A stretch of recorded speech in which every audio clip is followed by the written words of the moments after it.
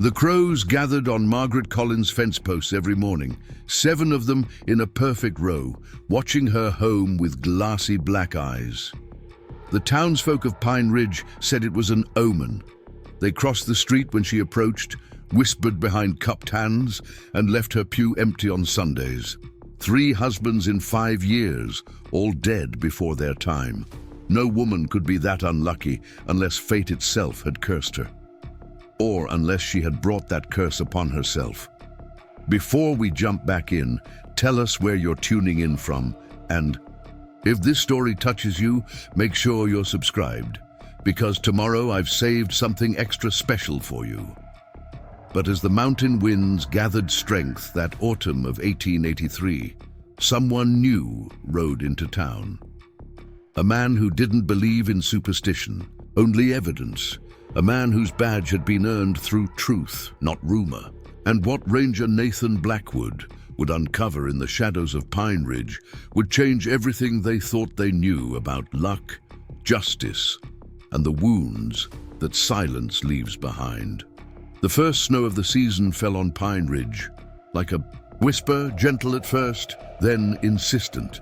It gathered in the creases of cabin roofs and dusted the pines with white fingers. Margaret Collins watched it from her window, a quilt wrapped around shoulders that had grown too thin over the years. The cabin creaked around her, not from age, but from emptiness. 5 rooms that once held laughter, now holding only echoes. In town, they called her the Black Widow, though never to her face. 3 graves on the hillside cemetery told her story in cold granite. Thomas Wright, her first husband, a gentle shopkeeper who collapsed one spring morning while unloading supplies, his heart simply stopping without warning. Edward Porter, her second, a rancher whose horse returned without him after a storm, his body found 2 days later at the bottom of Eagle's Pass. And James Holloway the third, a banker who withered from an unexplained fever last winter, his final words lost in delirium. Margaret's hair had begun to grey early, streaks of silver woven through dark brown, giving her the appearance of a woman caught between youth and age. Her eyes, clear blue and steady, never wavered when the gossip swirled around her, but her shoulders had begun to curve inward, as though trying to protect what little remained of her heart. That morning, she wrapped herself in her heaviest shawl and walked into town, boots leaving perfect impressions in the fresh snow. She needed supplies, flour, sugar, thread to mend a torn sleeve. Simple things that required facing the gauntlet of whispers at Ruth Cooper's general store. "Morning, Mrs. Holloway," Ruth said, using the name of Margaret's last husband. Her voice held the practiced politeness reserved for customers no one wanted to serve. "Mrs. Collins." "Please," Margaret corrected quietly, as she did each time. She had returned to her maiden name after James died, tired of collecting surnames. Like unwanted souvenirs, Ruth nodded without meeting her eyes and began collecting the items on Margaret's list. The store fell into uncomfortable silence. The other customers suddenly interested in examining merchandise they had no intention of buying. "Will that be all?" Ruth asked, tallying the purchases. "A jar of honey, if you have it," Margaret added. "For tea." A child tugged at his mother's skirt near the counter. "Is that her, Ma? The witch lady?" The mother hushed him sharply, face flushing as she pulled him away. "I'm sorry. She doesn't mean—" "Yes, he does," Margaret said softly. "They all do." She paid for her goods and left, chin held carefully level, gaze fixed forward. She didn't see the newcomer on the boardwalk until they collided, her paper-wrapped parcels tumbling into the snow. "My apologies, Mum." The voice was deep, unfamiliar. A man crouched to gather her fallen purchases, stacking them carefully, before standing to his full height. He was tall, broad-shouldered beneath a worn leather coat dusted with snowflakes. His face was tanned even in winter, lines at the corners of eyes that missed very little. The silver badge on his chest caught. The pale light, a territorial ranger, not the local sheriff. "No harm done," Margaret said, accepting the parcels. The ranger's eyes lingered on her face for a moment too long, not with the usual mix of suspicion and pity she received from strangers, but with something else: assessment, interest. "Nathan Blackwood," he offered, touching the brim of his hat. "Just arrived in town? Then I should warn you, Mr. Blackwood," Margaret said, her voice dropping. "The good people of Pine Ridge will tell you not to associate with me.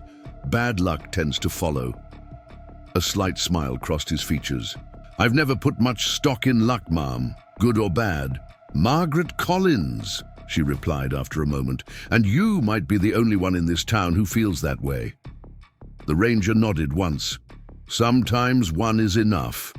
She watched him continue down the boardwalk toward the sheriff's office, wondering what business brought a territorial ranger to their remote corner of Montana. But wondering was a luxury she'd long since abandoned. Some questions were better left unasked in a town where answers rarely favored the unlucky. Later that evening, as Margaret stoked the fire against the dropping temperature, a knock at her. A door startled her.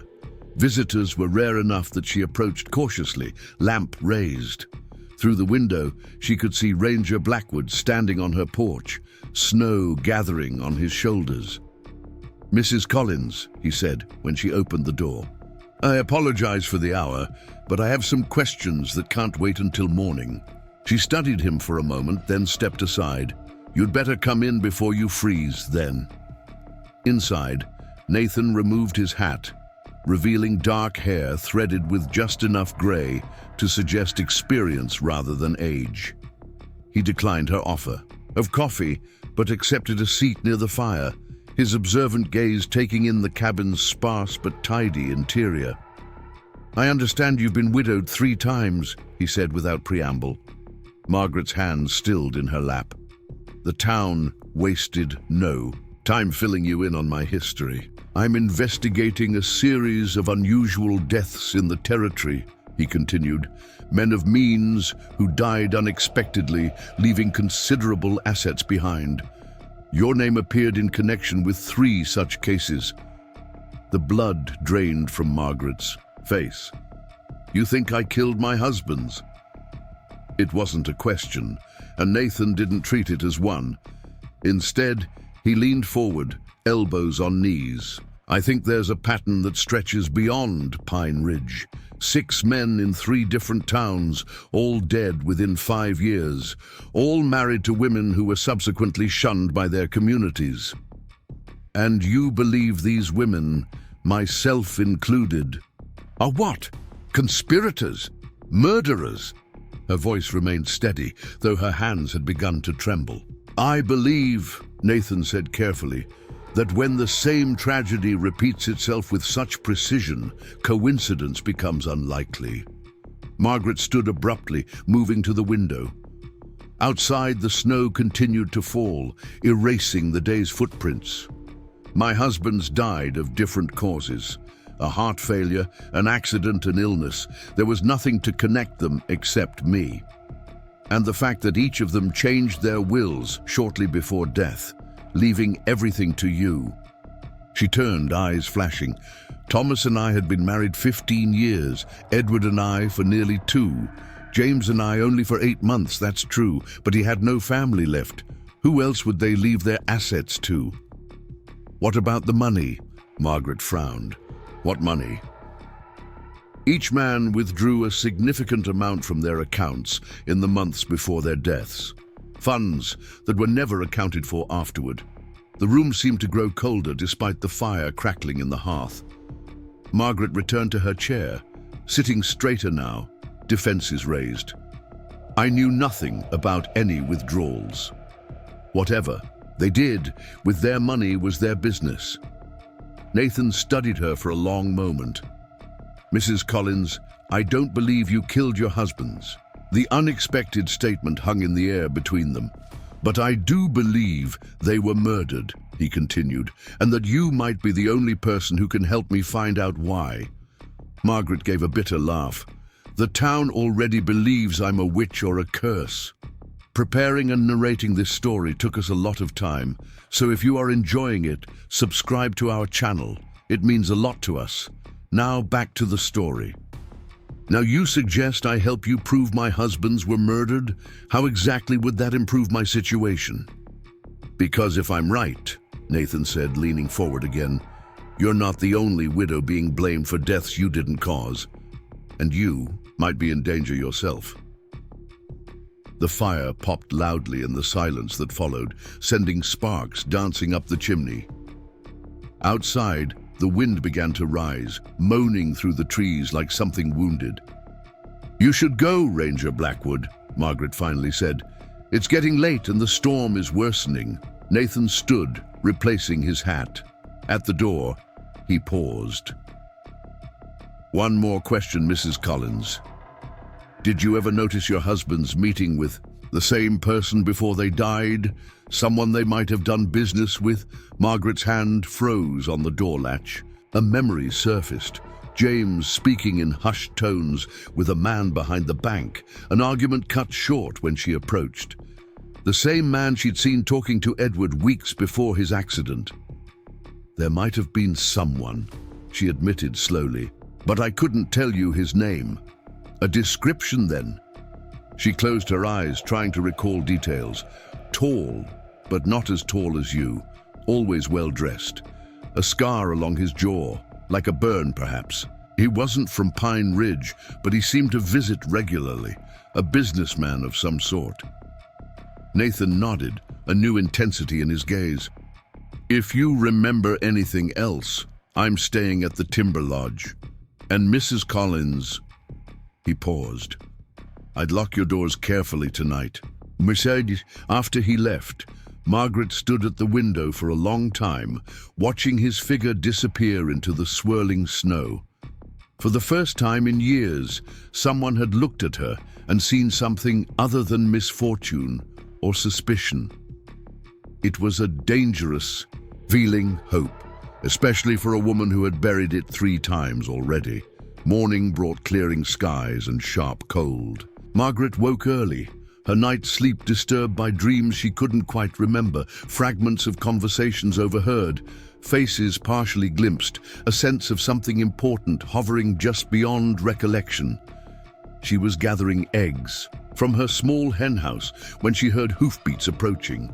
Nathan Blackwood rode into her yard, his horse's breath clouding in the frigid air. Mrs. Collins, he called, dismounting, I need you to come with me to town. Has something happened? His expression remained neutral, but there was urgency in his movements. Sheriff Wilson received a telegram this morning about a man matching our description. He was seen in Blackwater Junction 2 days ago, heading this way. And who is he? Margaret asked, setting down her basket. His name is William Sutton. He presents himself as an investment broker, offering opportunities in mining ventures. But the mines don't exist, and the investors... Nathan's jaw tightened. They tend to meet unfortunate ends. Understanding dawned slowly. You think this man swindled my husbands, that he's responsible for their deaths? I think your husbands discovered they'd been defrauded and threatened to expose him. Men like Sutton don't allow loose ends. Margaret wrapped her arms around herself, suddenly cold despite the morning sun. And you believe he's coming here? Why would he return to a place where he's already... She couldn't finish the sentence. Because there's still money missing. Money your husbands might have hidden before they died. Nathan stepped closer. Did any of them mention hiding something valuable? A safe place, perhaps? Or unusual behavior before their deaths? Margaret shook her head, then stopped. James. The night before he fell ill, he insisted on walking the property line. Said he wanted to make sure everything was in order. I thought it strange, especially with snow coming. Show me, Nathan said. They walked the perimeter of Margaret's small property, she in her worn boots, he scanning the ground with practiced eyes. Nothing seemed unusual until they reached the old oak that marked the northwestern corner. James stopped here, Margaret said. He stood for the longest time just looking up at this tree. I asked him what he was doing, and he said something odd. He said, Sometimes the safest place is the one everyone can see, but no one thinks to look. Nathan circled the massive trunk, examining it carefully. High up, perhaps 12 feet from the ground, was a hollow, the kind that might have once housed owls or raccoons. Without a word, he removed his coat and began to climb. "Be careful," Margaret called, suddenly anxious. The memory of Edward's fall flashed unbidden through her mind. Nathan reached the hollow, arm disappearing inside up to the shoulder. When he withdrew it, he held a metal box, small but heavy. He descended carefully and placed it on the ground between them. The lock was simple, yielding easily to his knife. Inside lay bundles of banknotes, documents, and a leather-bound journal. Nathan flipped through the pages, his expression growing grimmer. "Your husband kept records," he said. "Names, dates, amounts, evidence of Sutton's scheme across 3 territories." He looked up at Margaret. "This is why they died. This evidence would have sent Sutton to prison for the rest of his life." Margaret touched the journal with trembling fingers. "James was a banker. He kept records of everything." Her voice caught. "He never told me." "He was protecting you," Nathan said quietly. "The less you knew, the safer you were." "But I wasn't safe, was I? I've been living with this target on my back without even knowing it." Anger flashed in her eyes. "And the town blamed me while the real murderer walked free." "Not for much longer," Nathan assured her, gathering the contents back into the box. "But first, we need to get you somewhere secure. If Sutton is coming, he'll be looking for this evidence, and he'll assume you know where it is." They returned to the cabin, Margaret hastily packing a small bag while Nathan saddled her mare. The ride to town was tense, both scanning the landscape for signs of travelers. Pine Ridge seemed unchanged, unaware of the revelations that had altered Margaret's understanding of her past. Sheriff Wilson met them at his office, face solemn as Nathan explained the situation and showed him the evidence. "I'll be damned," Wilson muttered, turning the pages of James's journal. "All this time." "The town owes Mrs. Collins an apology," Nathan said pointedly. The sheriff had the grace to look ashamed. "We just couldn't understand how—" "You didn't try to understand," Margaret interrupted, finding strength in the truth. "It was easier to blame the widow than seek justice for the dead." Before Wilson could respond, the door opened. Martha Simmons from the timber lodge stood there, breathless. "Sheriff, there's a gentleman checking in. Said he's here on business from Helena. Has a scar right along his jaw."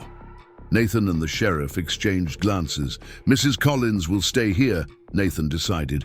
"Keep her out of sight. I'll handle Sutton." "No," Margaret said firmly. Both men turned to her in surprise. "I've been hiding long enough. 3 good men are dead because of this person, and I've carried the blame. I won't cower in a back room while you confront him." "It's too dangerous," Nathan argued. "My life has been in danger since Thomas died. Only I didn't know it," Margaret countered. "I deserve to face the man who destroyed everything." The determination in her eyes must have convinced him, for Nathan nodded reluctantly. "But we do this my way. Sutton is dangerous and desperate." The plan came together quickly. Martha returned to the lodge to keep an eye on their quarry, while Wilson gathered a few trusted deputies. Nathan concealed the evidence box in his saddlebags, then outlined what would happen next. Mrs. Collins will make herself visible, returning to her cabin as though nothing is amiss. Sutton will follow. Once he realizes she's here, we'll be waiting. Margaret nodded, her heart racing but her resolve firm. For the first time in years, she wasn't running from suspicion. She was walking toward truth. The sensation was terrifying and exhilarating in equal measure. The hours that followed tested her courage. She walked openly through town, feeling the weight of stairs, but holding her head higher than before. From the corner of her eye, she caught a glimpse of a well-dressed man watching from the lodge's porch, his face partially turned away. The sight of that familiar profile sent ice through her veins, but she continued home without faltering. As dusk approached, Margaret lit lamps in every window of her cabin, moving between them so her silhouette would be visible.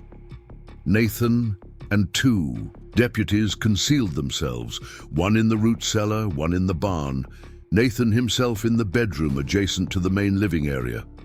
Sheriff Wilson waited on the road, out of sight, but close enough to respond. When the knock came, it was gentler than expected. 3 soft taps, the kind a neighbor might use.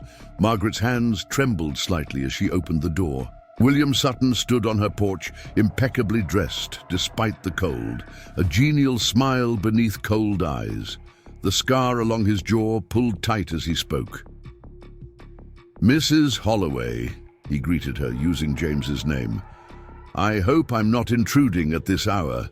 "It's Collins now," she corrected, summoning every ounce of composure. "And you are?" "William Sutton, investment broker. I had some business with your late husband that remains unfinished." His smile never reached his eyes. "May I come in? It's rather chilly out here." Margaret stepped aside, allowing him to enter. "What kind of business?" Sutton removed his hat but not his gloves. "Leather, expensive, concealing. James invested in one of my mining ventures, quite a substantial sum. I've come to ensure that his interests are properly managed now that he's passed." "How thoughtful," Margaret said, gesturing to a chair, "especially since I don't recall James mentioning any mining investments." A flicker of something crossed Sutton's face. Irritation, perhaps, or calculation. Husbands often protect their wives from financial concerns. I'm sure he meant well by his discretion. Or perhaps, Margaret suggested, moving to the fireplace, there was no investment. Perhaps it was all a swindle, like the ones you ran on Thomas Wright and Edward Porter. The genial mask slipped. "I'm afraid I don't know what you mean." "I think you do," Margaret continued, drawing strength from the knowledge that she wasn't alone. "I think you convinced my husbands to invest in non-existent mines, and when they discovered your fraud, you silenced them." Sutton's hand moved toward his coat. "That's a serious accusation from a woman who's buried 3 husbands under suspicious circumstances. Who do you think people will believe? A respectable businessman or the Black Widow of Pine Ridge?" "They'll believe evidence," Nathan said, stepping into the room, revolver trained on Sutton. "And James Holloway left plenty." Sutton's eyes darted between them, calculating odds and exits. His hand completed its journey into his coat, emerging with a small derringer. "I should have been more thorough," he snarled, aiming at Margaret. "Perhaps it's time to make you join your husbands." The shot that rang out came not from Sutton's pistol, but from the doorway behind him. Sheriff Wilson stood there, smoke curling. From his gun barrel, Sutton crumpled, the derringer falling unfired from his grasp. Nathan moved quickly, securing the wounded man while checking for signs of life. "Shoulder wound," he reported. "He'll live to stand trial." Margaret sank into a chair, the reality of the moment overwhelming her. Years of suspicion, isolation, and fear converged on this single point of justice. Tears she hadn't allowed herself to shed now flowed freely. Wilson's deputies took the cursing, bleeding Sutton away while Nathan knelt beside Margaret's chair. "It's over," he said gently. "Your husbands will have justice, and your name will be cleared." But she looked up at him through tears. "How do you rebuild a life when everyone has believed the worst of you for so long?" "One day at a time," he answered, his weathered hand covering hers. "And not alone, unless you choose to be." In the weeks that followed, the story of William Sutton's crimes spread throughout the territory. Newspapers that had once hinted at Margaret's guilt now proclaimed her innocence. The evidence from James's journal connected Sutton to 12 deaths across 3 territories, a trail of destruction motivated by nothing more than greed. Pine Ridge grappled with its collective shame. Some, like Martha Simmons, came to Margaret's dukkha with genuine apologies. Others couldn't face her directly, but found ways to make amends. A basket of preserves left on her porch, repairs mysteriously completed on her barn, invitations to social gatherings that had previously excluded her. Nathan Blackwood remained in town longer than his official duties required. He claimed paperwork and witness statements needed his attention, but he spent most evenings on Margaret's porch, talking until the stars emerged in full force overhead. "What happens now?" she asked him one night, as winter began to soften toward spring. "Justice happens," he said. "Sutton will hang for what he's done." "I meant to you," Margaret clarified. "Your investigation is complete.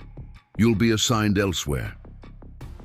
Nathan was quiet for a moment, watching the first emerging fireflies of the season dance near the edge of her yard.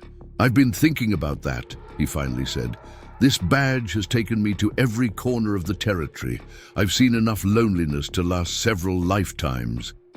"And," Margaret prompted when he fell silent again, "and I'm requesting a permanent posting near Pine Ridge. The territory needs law in these parts, especially with the new railway coming through." Margaret studied his profile in the fading light. "Is it just the posting that interests you?" His eyes met hers, direct and honest. "No, it's not just the posting." They sat in comfortable silence as night fully claimed the sky. The future, so long a source of dread for Margaret, now held possibilities she had thought forever lost. Not promises, not yet, but potential, like seeds waiting beneath snow for the right moment to emerge. "The town still watches me," she observed, "but differently now. They're waiting to see what you'll do next," Nathan said. "A woman who survived what you did, she becomes a story people tell." Margaret considered this. "And what's the moral of this story, Ranger Blackwood?" "That truth finds a way," he said, his hand finding hers in the gathering darkness. "That what people call bad luck is sometimes just the shadow of something no one has been brave enough to face." On the hill overlooking town, 3 gravestones still stood in silent witness. But Margaret Collins no longer visited them alone. And when the spring rains washed the last of winter away, she planted wildflowers around each stone, not as markers of guilt, but as testaments to lives that, however briefly, had brought light before darkness claimed them. Sometimes she would tell visitors in years to come, a curse is just a truth waiting to be spoken, and sometimes the most fearless act is simply to remain standing when the world has decided you should fall. The morning after Sutton's arrest brought a crystalline clarity to Pine Ridge. Frost limned every branch and fence post with silver, transforming the ordinary into something otherworldly. Margaret stood on her porch, breathing deeply of the sharp air, feeling as though she were emerging from a long darkness into unfamiliar light. Sheriff Wilson had sent a deputy to stand guard overnight, though Margaret suspected it was as much, for the town's peace of mind as for her protection. The young man, barely 20 and clearly uncomfortable with his assignment, had spent the night on her porch swing, refusing her offers of coffee or blankets. Now he nodded awkwardly as she stepped outside. "Ma'am," he said, touching his hat brim. "Sheriff says I'm to escort you to town for your statement." Margaret nodded, noting how carefully he avoided meeting her eyes. Old habits died slowly in Pine Ridge. "I'll be ready shortly," she replied. As she dressed in her most respectable black dress, the one she'd worn to 3 funerals, Margaret caught her reflection in the small mirror above her wash basin. The face looking back surprised her. The same features certainly, but something had shifted in her eyes, a certainty that hadn't been there before. She had lived with suspicion for so long that its absence felt almost like a physical sensation. A weight lifted from her shoulders. The ride to town was silent, the deputy maintaining a careful distance as they traveled. Pine Ridge was already stirring, smoke rising from chimneys in thin columns against the pale blue sky. People paused in their morning routines to watch her. Some looked away quickly, ashamed. Others stared openly, reassessing the woman they judged so harshly. At the sheriff's office, Nathan Blackwood waited with a cup of steaming coffee. He handed it to her as she entered, the small kindness nearly undoing her composure.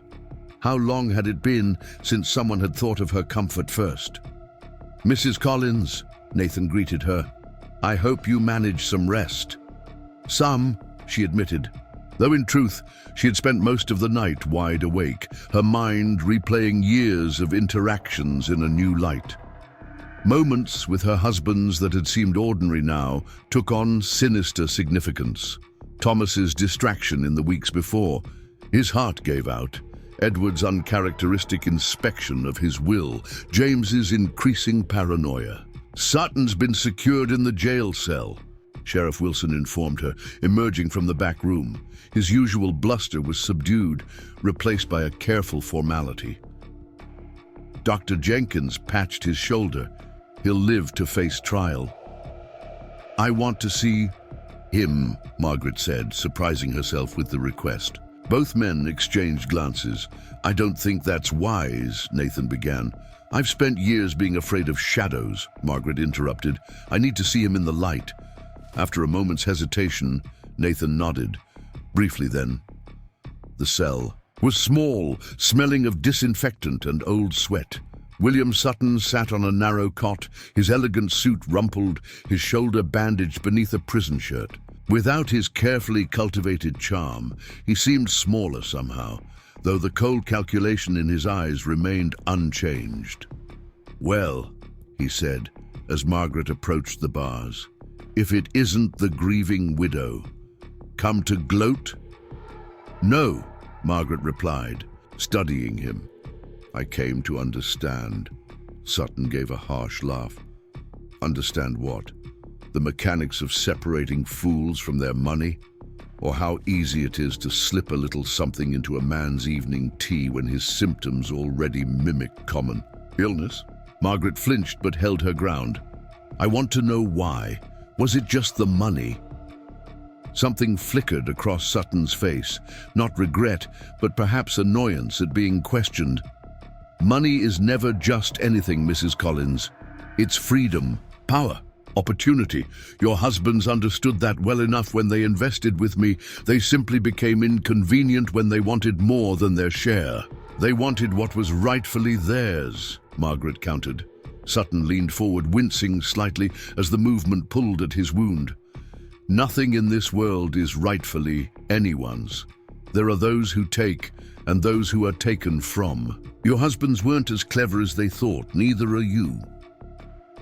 "And yet I'm not the one in a cell," Margaret observed quietly. Rage flashed in his eyes, quickly mastered. "A temporary inconvenience. I have friends in positions considerably higher than your Rangers. This isn't over." Nathan's hand touched Margaret's elbow gently. "That's enough," he said, guiding her away from the cell. Outside in the main office, Margaret released a breath she hadn't realized she was holding. "He feels nothing for what he's done." "Men like Sutton rarely do," Nathan replied. "To feel remorse requires acknowledging others as human beings rather than obstacles or tools." Sheriff Wilson cleared his throat. "Mrs. Collins, we need your formal statement about your husband's dealings with Sutton and any suspicious circumstances surrounding their deaths." For the next 2 hours, Margaret relived her marriages in meticulous detail. She recounted meetings glimpsed between Sutton and each husband, financial discussions overheard, changes in behavior. Speaking of Thomas was like reopening an old wound. The first loss, the most devastating in its unexpectedness. Edward and James were more recent wounds, still tender to the touch. Thomas received a letter she recalled, the memory surfacing as she spoke. About a week before he died. He wouldn't let me see it, but he was upset afterward. Said something about needing to make things right. Nathan made careful notes. And Edward? Anything unusual before his accident? Margaret closed her eyes, reaching back. He took his strongbox from beneath our floorboards. I assumed he was adding to it, but when I looked after his death, it was nearly empty. And James kept records, Nathan concluded. The most dangerous act of all, from Sutton's perspective. When they finished, Sheriff Wilson shuffled awkwardly. Mrs. Collins, I want to apologize on behalf of... Don't, Margaret interrupted, suddenly weary. Not yet. Words mean little after so much silence. Nathan walked her outside, where the town had continued its day without pause, unaware of the truths being uncovered within the sheriff's office. The general store was open, the smithy ringing, with the sound of metal on metal, children darting between buildings in play. What happens now? Margaret asked as they stood on the boardwalk. Sutton will be transported to the territorial court next week, Nathan explained.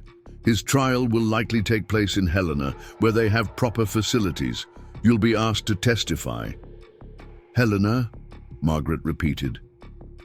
She had never traveled so far. The thought was both terrifying and exhilarating. To leave Pine Ridge, even temporarily, to see something beyond these mountains and the judgment they contained. I'll accompany you, Nathan assured her, misreading her expression as apprehension. The territorial prosecutor will want to speak with you before the trial. Your testimony will be crucial. A bitter smile touched her lips. The Black Widow of Pine Ridge testifying in court. I wonder what the good people of Helena will make of that. They'll see a woman who survived, Nathan said firmly, one who deserves justice. As they spoke, Martha Simmons approached hesitantly from the direction of the timber lodge. The innkeeper's face was pinched with discomfort, her hands worrying at her apron. Mrs. Collins, she began uncertainly, I heard about what happened. About that man and what he did to your husbands. Margaret waited, unwilling to make this easier for her. I wanted to say, that is, we at the lodge would be honored if you take your meals with us while this matter is being settled. No charge. Of course, it's the least we can do after... She faltered. After believing the worst of me for years, Margaret supplied. Martha's face flushed. Yes, after that. For a moment, Margaret considered refusing the olive branch. It would be satisfying to turn away, to let the town stew in its collective shame. But such satisfaction would be fleeting, and Pine Ridge was still her home, for better or worse. Thank you, she said finally. Perhaps dinner tonight. Martha's relief was palpable. Wonderful. We'll set a place for you at 6. She hurried away, no doubt eager to spread word of her partial absolution. That was generous of you, Nathan observed. Margaret shook her head. Not generous, practical. I still have to live here after you've gone.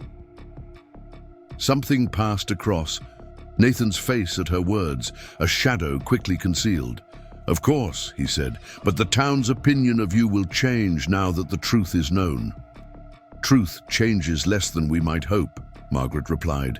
They'll be polite to my face, now perhaps even kind. But they believed too easily, too eagerly. That stain doesn't wash away overnight.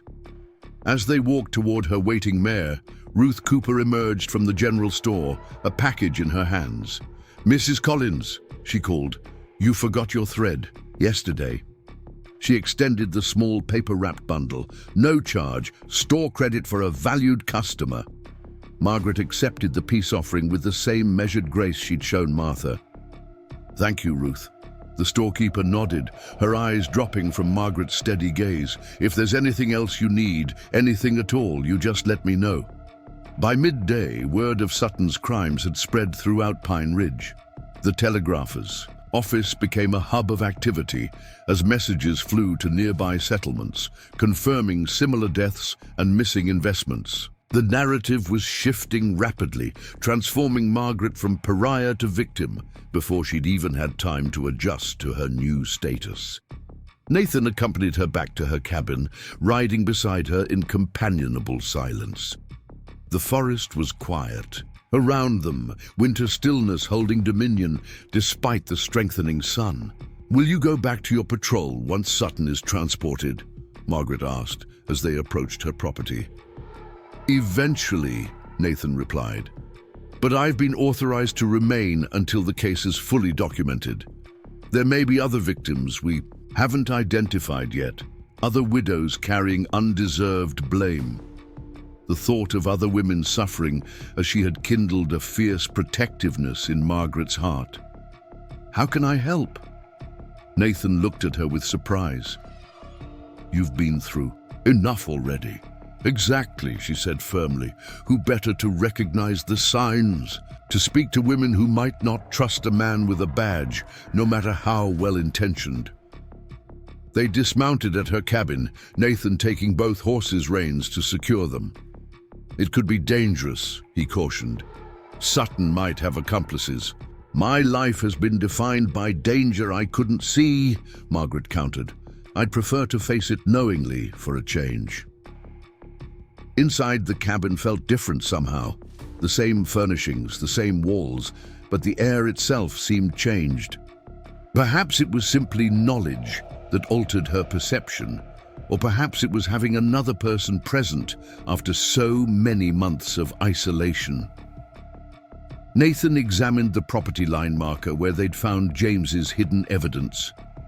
"Your husband was clever," he remarked, "hiding the documentation in plain sight, where Sutton would never think to look." "James was always methodical," Margaret said, the familiar pang of loss tempered now by pride, even in his final act. As Nathan helped gather wood for her stove, their hands occasionally brushed, brief contacts that Margaret found herself increasingly aware of. It had been so long since she'd experienced touch without grief attached to it. The simple presence of another person moving through her space, sharing the ordinary tasks of survival, felt like a forgotten luxury. They prepared a simple lunch together, the domesticity of the act striking Margaret with its ordinariness. How strange that such mundane moments could feel precious after their absence. "Tell me about your work," she said as they ate. "How does one become a territorial ranger?" Nathan smiled slightly. "By being too stubborn to give up on cases other lawmen consider closed." He told her of his beginnings as a sheriff's deputy in Wyoming, his growing frustration with jurisdictional boundaries that allowed criminals to escape justice by simply crossing territorial lines. "The Rangers have broader authority," he explained. "We can pursue investigations across multiple territories, coordinate between local sheriffs who might otherwise never connect related crimes." Like Sutton's murders," Margaret observed. Nathan nodded. "Exactly. Each death, viewed in isolation, appeared to be misfortune or accident. Only by tracking his movements across territories did the pattern emerge." "How did you find me?" she asked, the question that had lingered since his arrival. "James's banker in Helena," Nathan replied. "When I began investigating these deaths, he mentioned a colleague who had died suspiciously after discovering irregularities in certain accounts. That led me to James, and James led me to you." Margaret traced the grain of her wooden table with one finger.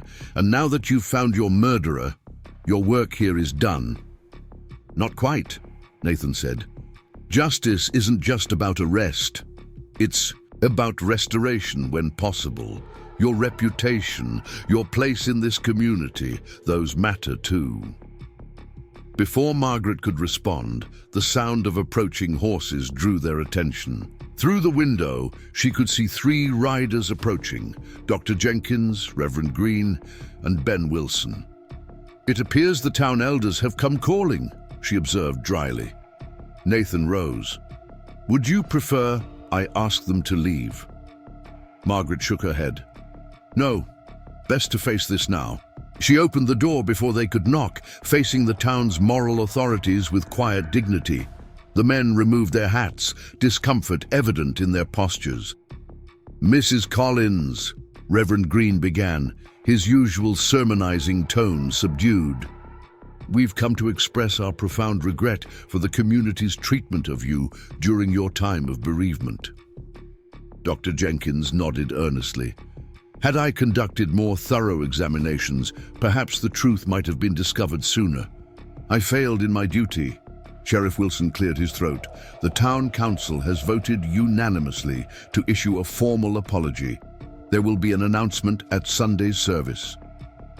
Margaret regarded them steadily. These men had allowed rumor to flourish, had never once spoken in her defense when whispers grew to open hostility.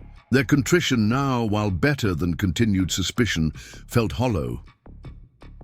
"I appreciate your visit, gentlemen," she said finally. "But I don't require public apologies. What I required was support when my husbands died. Compassion rather than condemnation." The men exchanged uncomfortable glances. "Of course," the Reverend murmured. "Nevertheless, we feel it important to set the record straight." "The record," Margaret repeated quietly. "Yes, I suppose that matters now. Tell me, Reverend, will you also address how readily your congregation embraced the notion that I brought death to those I loved? How children were taught to fear me? How no one thought to question whether a woman might be a victim rather than a villain?" Color rose in the Reverend's face. "Mrs. Collins, we were all misled by circumstance and it was easier to blame the outsider," she finished for him. "The widow who kept to herself, who didn't perform her grief according to expectations." Nathan stepped forward, his presence a steady support at her side. "I believe Mrs. Collins has been through enough interrogation, gentlemen. Perhaps your energies would be better directed toward ensuring Sutton faces the full consequences of his actions."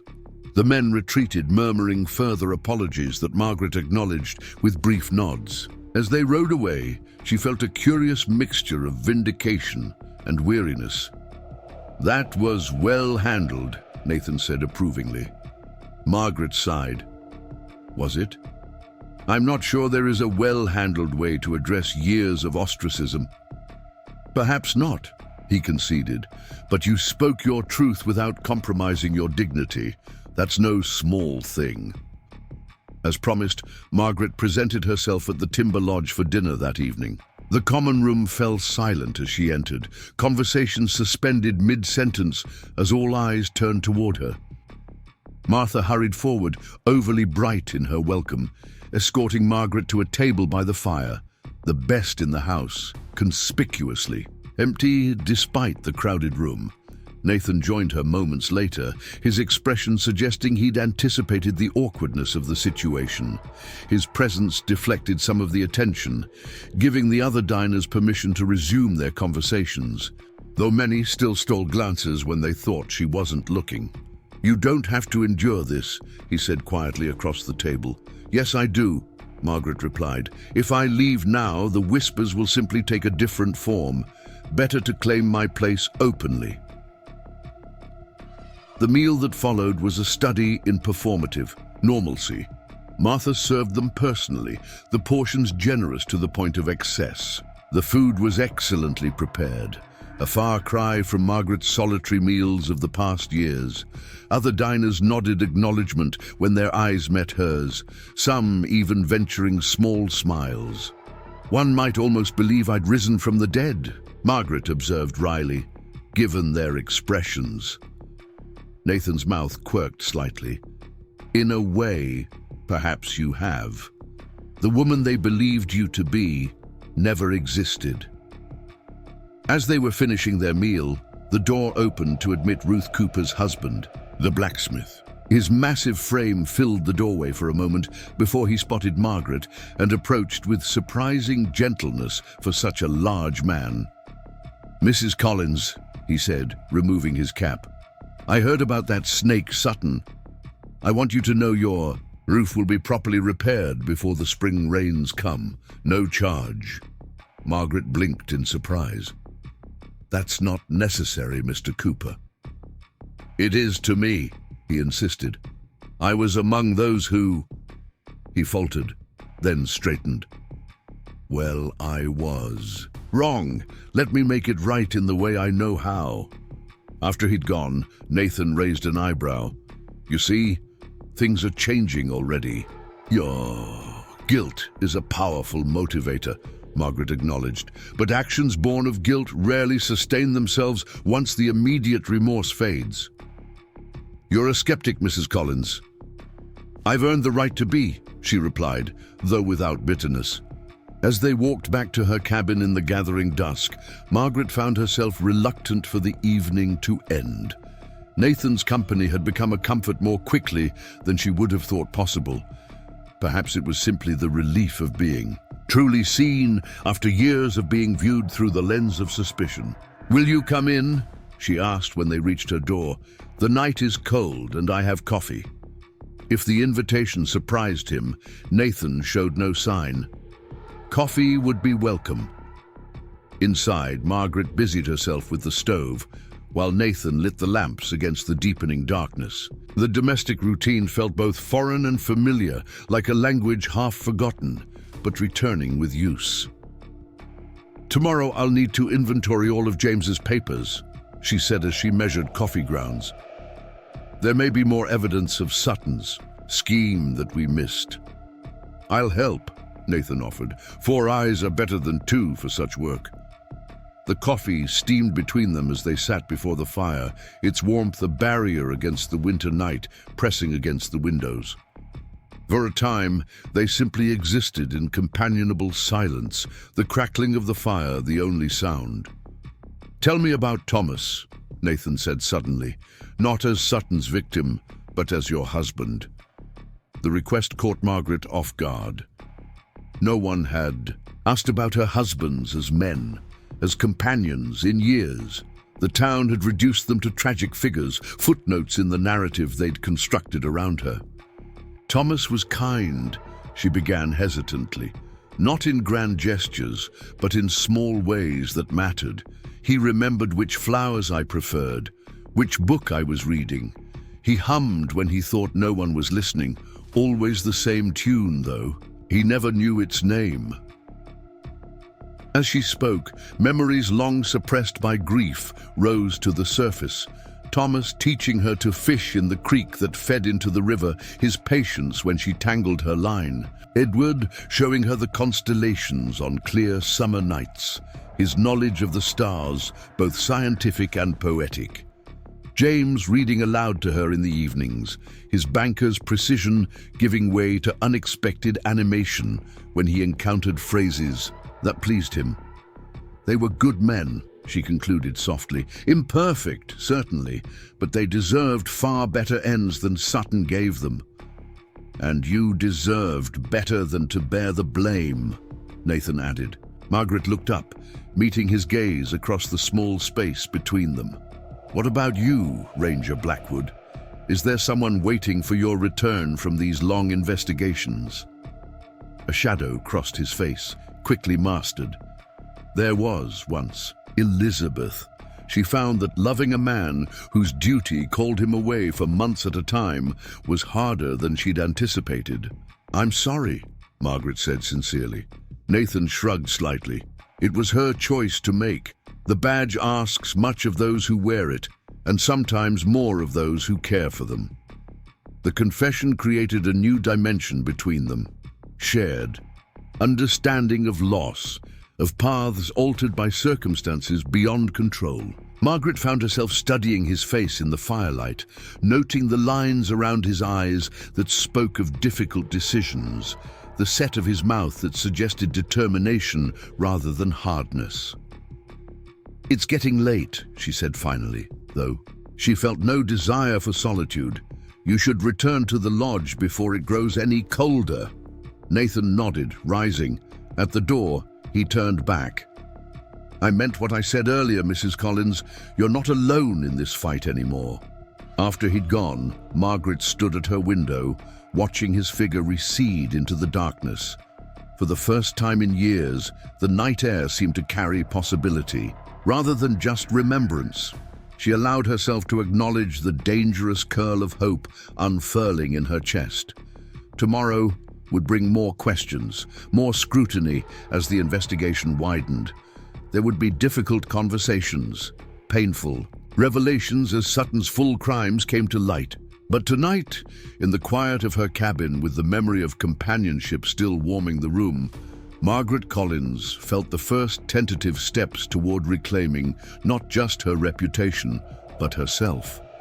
Dawn arrived in Pine Ridge with unusual brilliance, sunlight fracturing through ice crystals suspended in the air, transforming the ordinary mountain landscape into something almost magical. Margaret woke early, the habits of solitude not easily broken despite the dramatic shifts in her circumstances. She moved through her morning routine with practiced efficiency, stoking the fire, feeding her chickens, preparing a simple breakfast. Yet each familiar task now carried a different weight, as though the world itself had been subtly recalibrated. The box of James's documents sat on her kitchen table where Nathan had left it yesterday, its contents partially sorted into neat stacks. Financial records, correspondence, personal notes, fragments of a life cut short, now serving as evidence rather than mementos. Margaret traced her fingers over James's precise handwriting, feeling the phantom pressure of his hand guiding the pen. Her third husband had been the most reserved of them, cautious with his affections after a lifetime of working with numbers rather than people. But he had been methodical in his love, as he was in all things, building trust through consistency rather than grand gestures. A soft knock at the door startled her from her reverie. Nathan stood on her porch, hat in hand, his breath visible. "In the morning cold. I hope I'm not too early," he said, a question in his tone. Margaret stepped aside to let him enter. "I've been awake for hours. There's coffee if you'd like some." Nathan accepted the offered cup with a grateful nod. He looked weary, as though sleep had proven elusive. "There's been a development," he said after a fortifying sip. "Telegrams arrived from Boulder City and Silverdale this morning. 2 more widows, circumstances nearly identical to yours." Margaret's hand stilled on her own cup. "Sutton's victims, almost certainly. The dates align with his known movements. Sheriff Wilson is making arrangements to have them come to Helena for the trial." "Have they been told? About Sutton, about—" She hesitated. "About me? Only. That we've apprehended a suspect in their husbands' deaths. I thought perhaps you might want to write to them yourself." Woman to woman. The suggestion caught her off guard. "What would I say? Dear stranger, I understand the pain of being falsely accused of murdering your husband. You could tell them they're not alone," Nathan replied simply, "that someone believes them." Margaret considered this as she poured him more coffee. The isolation of grief was terrible enough without the added burden of suspicion. These women, whoever they were, had suffered as she had, perhaps worse if their communities were less forgiving than Pine Ridge. "I'll write to them," she decided, "but first we should finish going through James's papers. If there are more victims, there might be evidence of them here." They worked side by side at her kitchen table, methodically examining each document for mentions of Sutton or his false mining ventures. The morning light strengthened as they worked, dust motes dancing in the sunbeams that fell across the scattered papers. "Here," Margaret said after an hour, holding up a sheet covered in columns of figures. James marked several transactions with a small star, all withdrawals to the same account number. Nathan examined the paper carefully. "Good catch. That could be Sutton's account, or one he controlled. We'll need to check with the banks in Helena." Their hands brushed as he returned the document, the contact brief, but sending an unexpected warmth up Margaret's arm. She withdrew slightly, unsettled by her body's response to such casual touch. It had been months since James's death, longer still since she'd allowed herself to think of anything beyond survival. Nathan seemed to sense her discomfort, creating careful distance as they continued working. "Sutton's being transported to Helena tomorrow," he mentioned, changing the subject. "The territorial marshal is arriving to escort him. Will you be going with them?" Margaret asked, keeping her tone neutral. "Initially, yes. I need to brief the prosecutor, but I'll return here afterward to escort you when it's time for your testimony." Relief loosened something in Margaret's chest. The thought of Nathan's departure, even temporarily, had created an unexpected hollow feeling. She had grown accustomed to his steady presence, the quiet respect in his gaze that made her feel seen rather than scrutinized. As noon approached, they had assembled a substantial collection of evidence, not just against Sutton, but pointing to potential accomplices as well. A banker in Helena whose name appeared too frequently in James's notes. A claims official who had certified non-existent mines. Sutton's operation was more extensive than they had initially believed. "He couldn't have done this alone," Nathan observed, surveying the evidence they'd organized. "Not on this scale." "Does that mean others will be arrested?" Margaret asked. "If we can prove their involvement, yes." His expression darkened. "Though men with money have ways of avoiding consequences that ordinary criminals don't."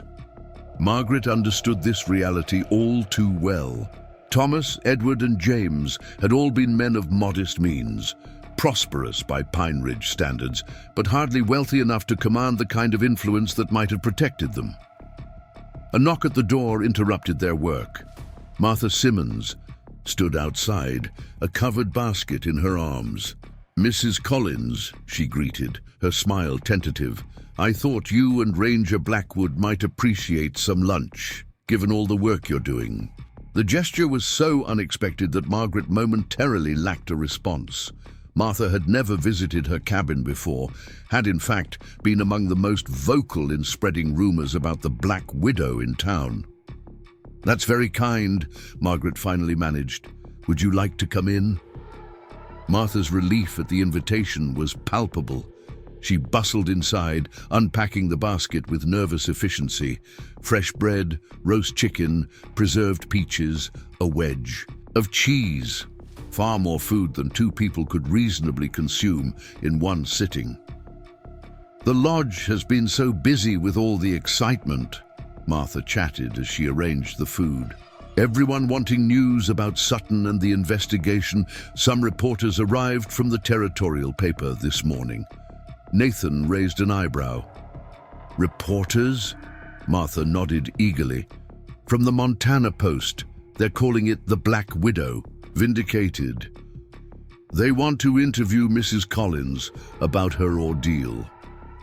Margaret froze, a fork halfway to the plate Martha had thrust upon her. "I have no interest in becoming a newspaper sensation." "But it's a chance to clear your name properly," Martha insisted, "to have everyone know the truth." "The truth," Margaret repeated softly. "The truth is that this town believed the worst of me without evidence. That neighbors I'd known for years crossed the street to avoid me. That children were taught to fear me." She set down the fork carefully. "No article will erase that."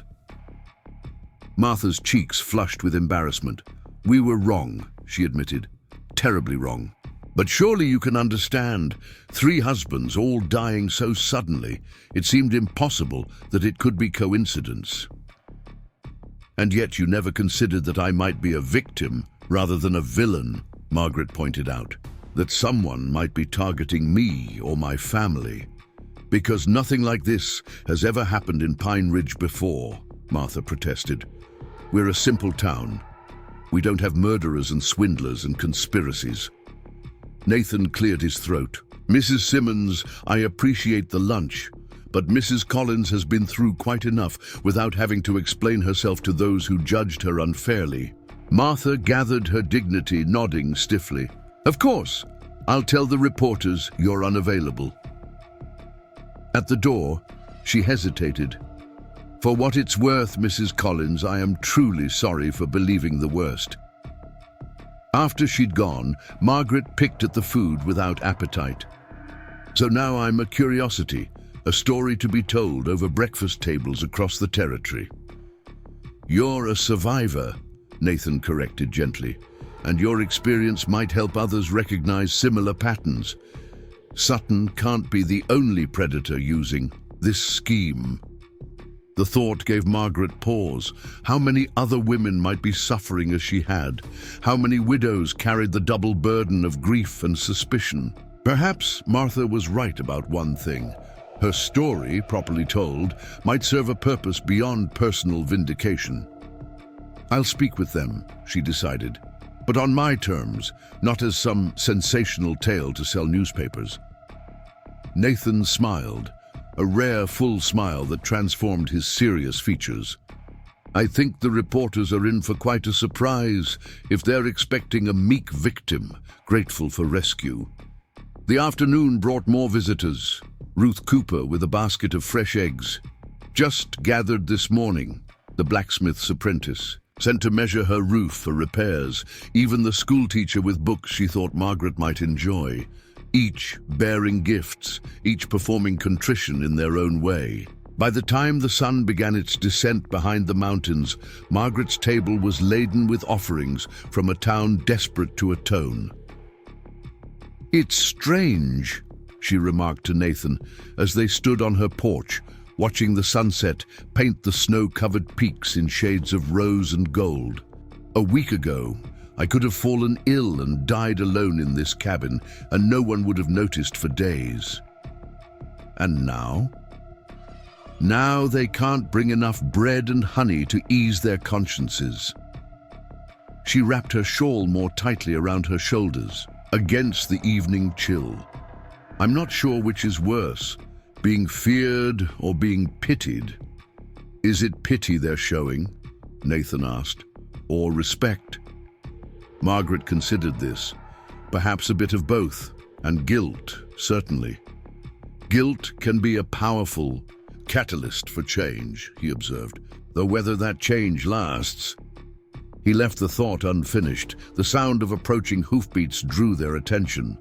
Sheriff Wilson rode into view, his expression grim as he dismounted. "Ranger Blackwood," he called, nodding to Margaret. "We've got trouble at the jail. Thought you should know." Nathan straightened. "What kind of trouble?" "Two men tried to break Sutton out about an hour ago. Strangers, well-dressed. They didn't succeed, but one of my deputies got a knife in the shoulder for his efforts." Margaret felt a chill that had nothing to do with the evening air. "Sutton said he had friends in high places. Apparently he wasn't lying," Nathan agreed, already reaching for his coat. "Mrs. Collins, I think you should come with us. I don't like the idea of you out here alone if Sutton has accomplices in the area." The suggestion of leaving her home, her sanctuary, sent a flicker of panic through Margaret's chest. But the alternative, remaining vulnerable, isolated, was suddenly less appealing. "I'll pack a bag," she said. The town was unnaturally quiet as they rode in, the normal evening activities subdued. Lamps burned in windows, but the saloon's usual boisterous sounds were muted. The general store closed earlier than usual. News of the attempted jailbreak had spread, reminding Pine Ridge that danger hadn't fully passed. At the sheriff's office, a small crowd had gathered despite the cold. They parted for Margaret and Nathan, whispers following in their wake. Inside, Deputy Carter sat on a chair, his shoulder being bandaged by Dr. Jenkins. The young man's face was pale but determined. "They came at shift change," he explained to Nathan. "Two of them, city types with fancy coats, said they were lawyers here to consult with the prisoner. I was suspicious. Something didn't feel right about them, so I asked for credentials." "That's when they attacked?" Carter nodded. "One pulled a knife while the other went for the keys. I managed to raise the alarm before they got to the cells. They ran when they heard reinforcements coming." Sheriff Wilson looked grim. "We've got men searching, but they probably had horses waiting. Could be miles away by now." Or still hiding in town, Nathan pointed out, waiting for another opportunity. Either way, we need to move Sutton tonight, Wilson decided. Can't risk another attempt, especially not with the marshals still a day out. Where would you take him? Margaret asked. If they found him here, they could find him anywhere in Pine Ridge. The men exchanged glances, clearly not having considered this limitation. There's an old Forest Service cabin about 10 miles up the ridge, Nathan suggested after a moment. Remote, defensible, with clear lines of sight, we could hold him there until the marshal arrives. Wilson nodded slowly. Might work, but we'd need men we trust absolutely. Word gets out, we're right back where we started. I'll go, Nathan said immediately, and Deputy Carter if he's up to it. The injured deputy straightened. I can ride. 3 men should be sufficient, Wilson concluded. We'll leave within the hour, after dark. Fewer eyes that way. Margaret listened to their planning with growing unease. And what about me? If Sutton's men are still in the area, they might believe I have information or evidence they want destroyed. You'll stay here in town, Nathan assured her. Sheriff Wilson can arrange a secure room at the lodge with someone keeping watch. But even as he spoke, Margaret could see the flaw in this plan. The lodge is the first place anyone would look for visitors to Pine Ridge, and after Martha's gossiping all day, half the territory probably knows I've been helping with the investigation. Nathan frowned, recognizing the truth in her words.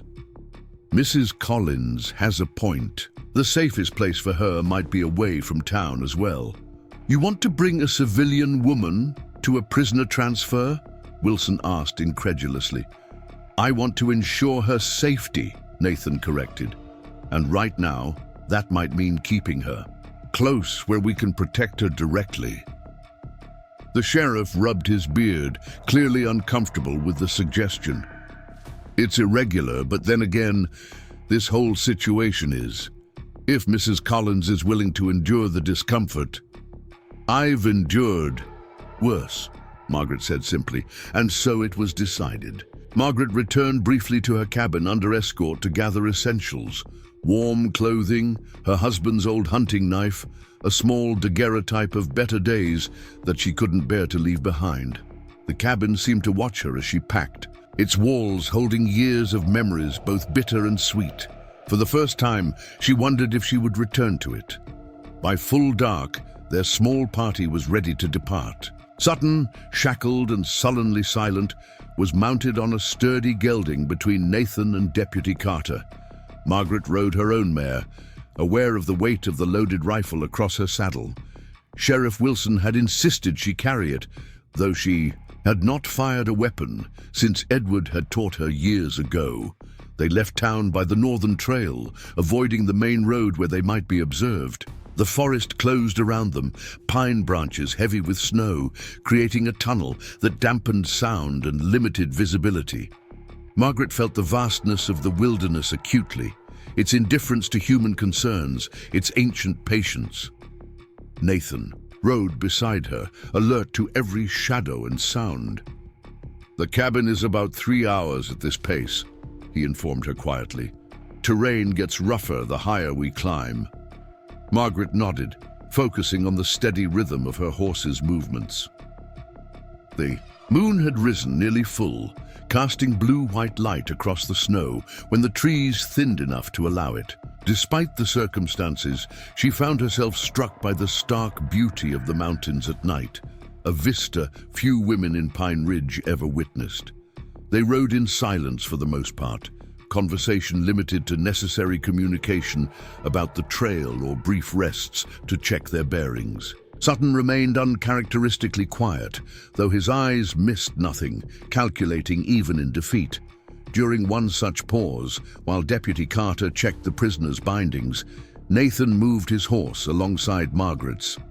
"How are you holding? Up?" he asked, his voice low. "Well enough," she replied.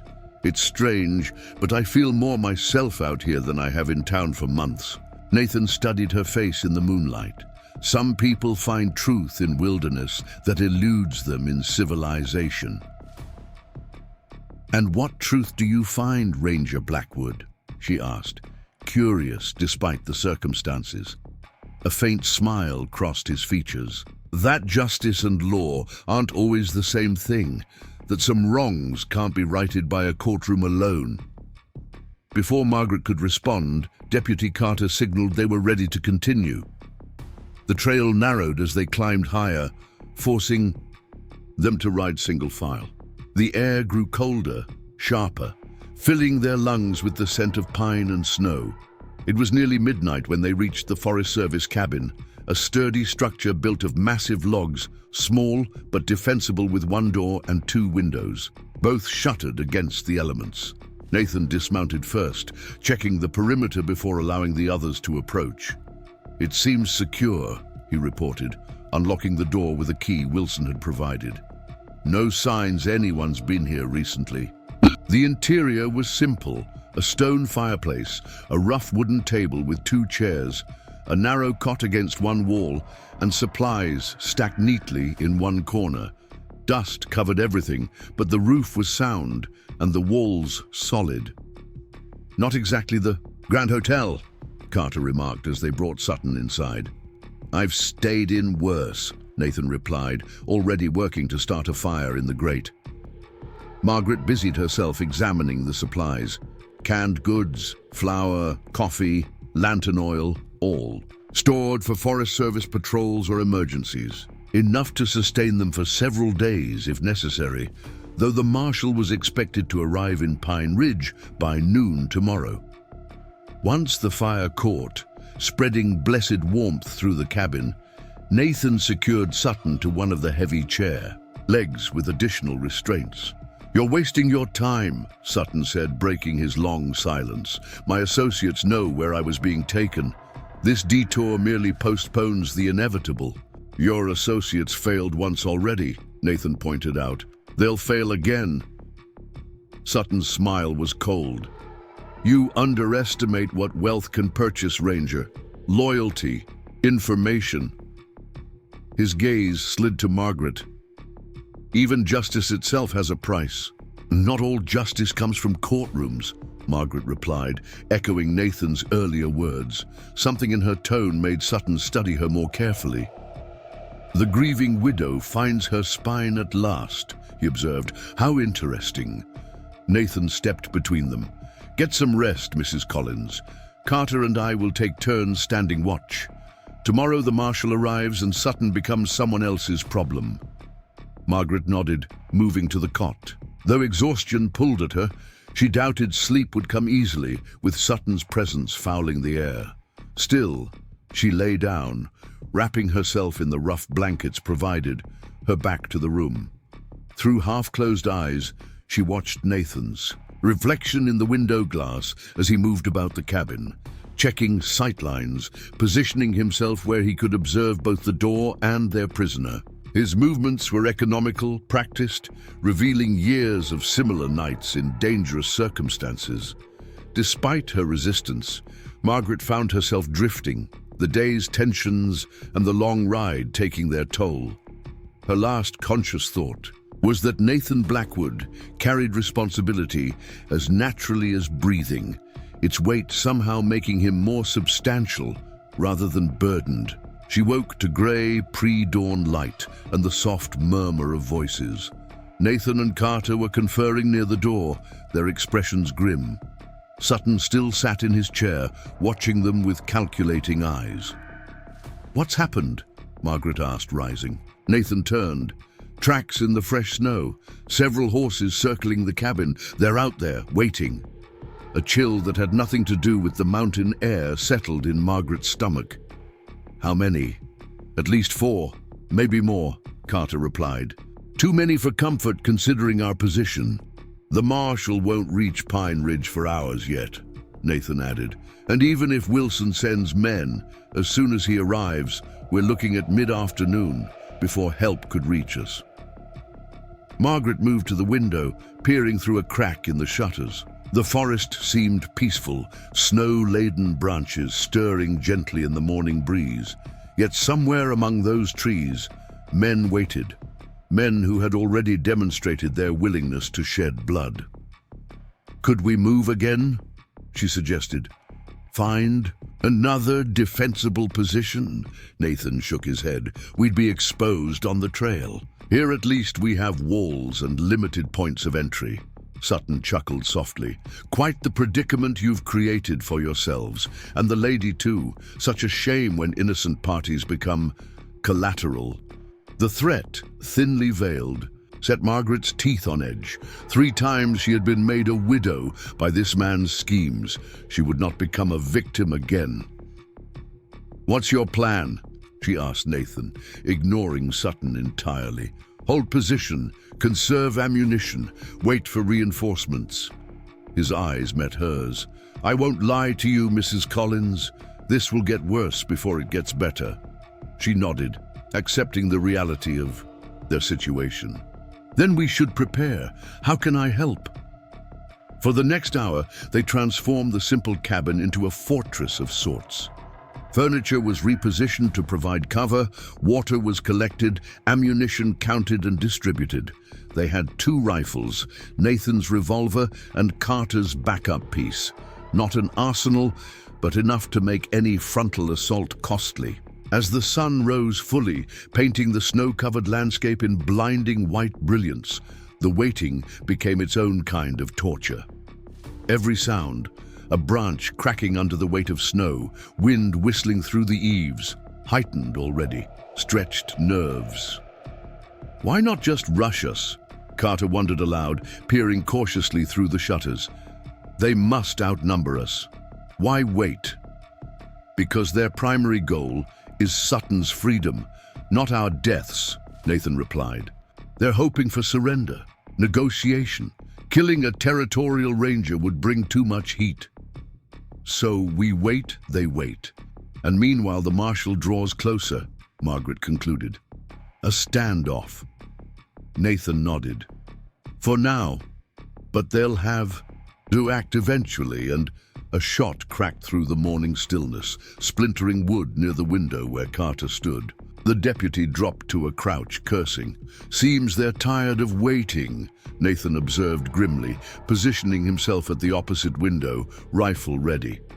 Margaret moved to the fireplace, putting solid stone between herself and the most likely lines of fire. Her heart hammered against her ribs, but her hands remained steady as she checked the loading of the rifle Wilson had given her. Mrs. Collins, Sutton called, his voice conversational despite the circumstances. You could end this now, you know. Simply unlock my restraints. Allow me to walk out that door. My associates would have no quarrel with you or these lawmen once I was free.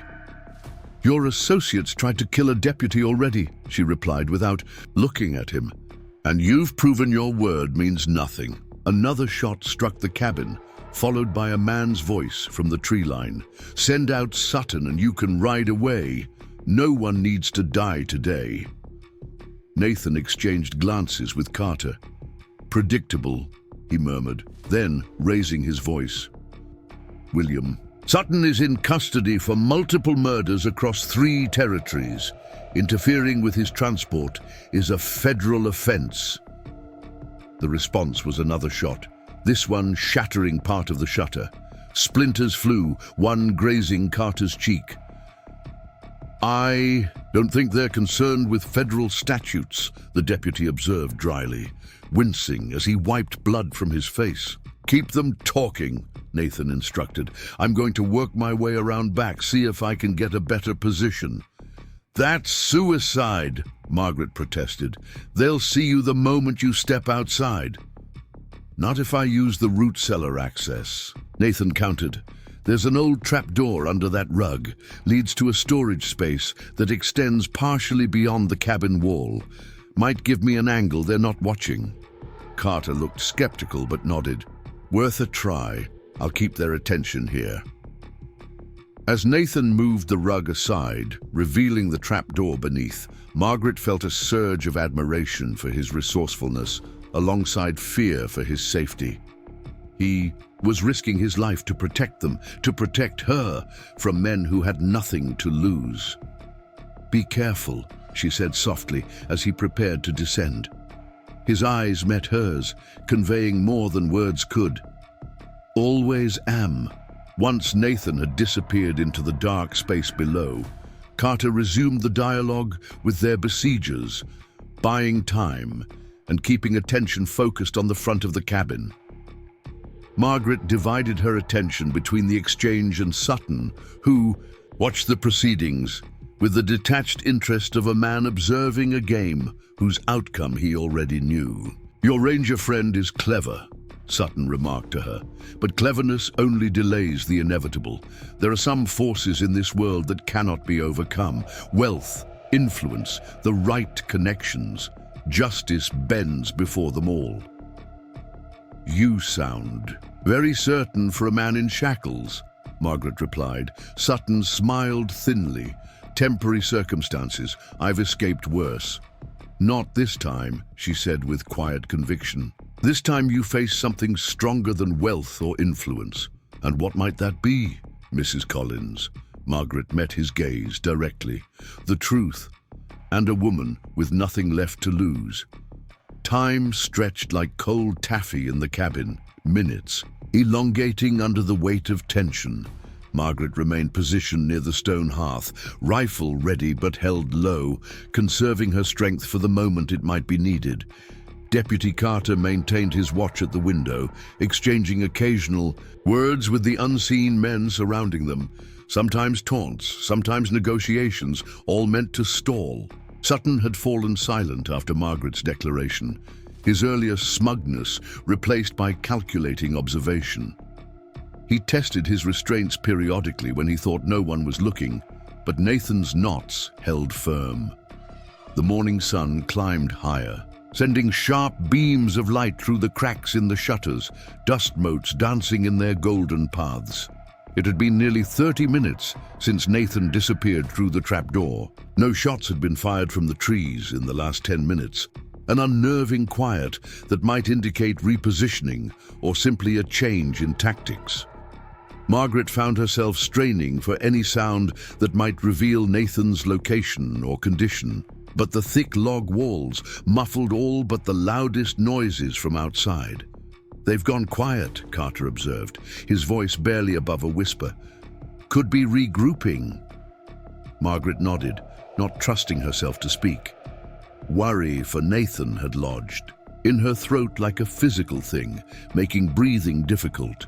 She had already lost 3 husbands to violence and deception. The thought of losing this man who had brought truth back into her life was almost unbearable. A sudden sharp crack from the forest edge shattered the tense silence. Not a rifle shot, something different, heavier. It was followed by a shout, then another crack. Carter tensed, shifting his position slightly to get a better view through the shutter's narrow gap. "Something's happening out there," he reported. "Movement near the big pine." More shouts erupted, these urgent and alarmed. The unmistakable sound of a pistol, Nathan's Colt, Margaret was almost certain, barked twice in quick succession. A man cried out in pain. Carter grinned fiercely. Rangers stirred up the hornet's nest. Sutton strained against his bonds, face twisted with frustration. "Your faith is misplaced," he snapped at Margaret. "My men won't be defeated by one lawman with a revolver." "They're not facing one lawman," Margaret replied steadily. "They're facing justice."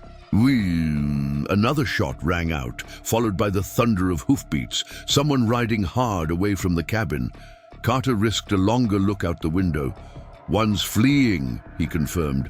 "Looks like—" His words were cut short as the cabin door burst open, kicked with enough force to splinter the wood around the latch.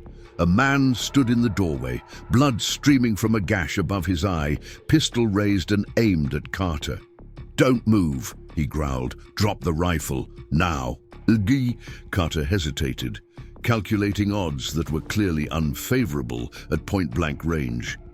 Slowly, he lowered his weapon to the floor.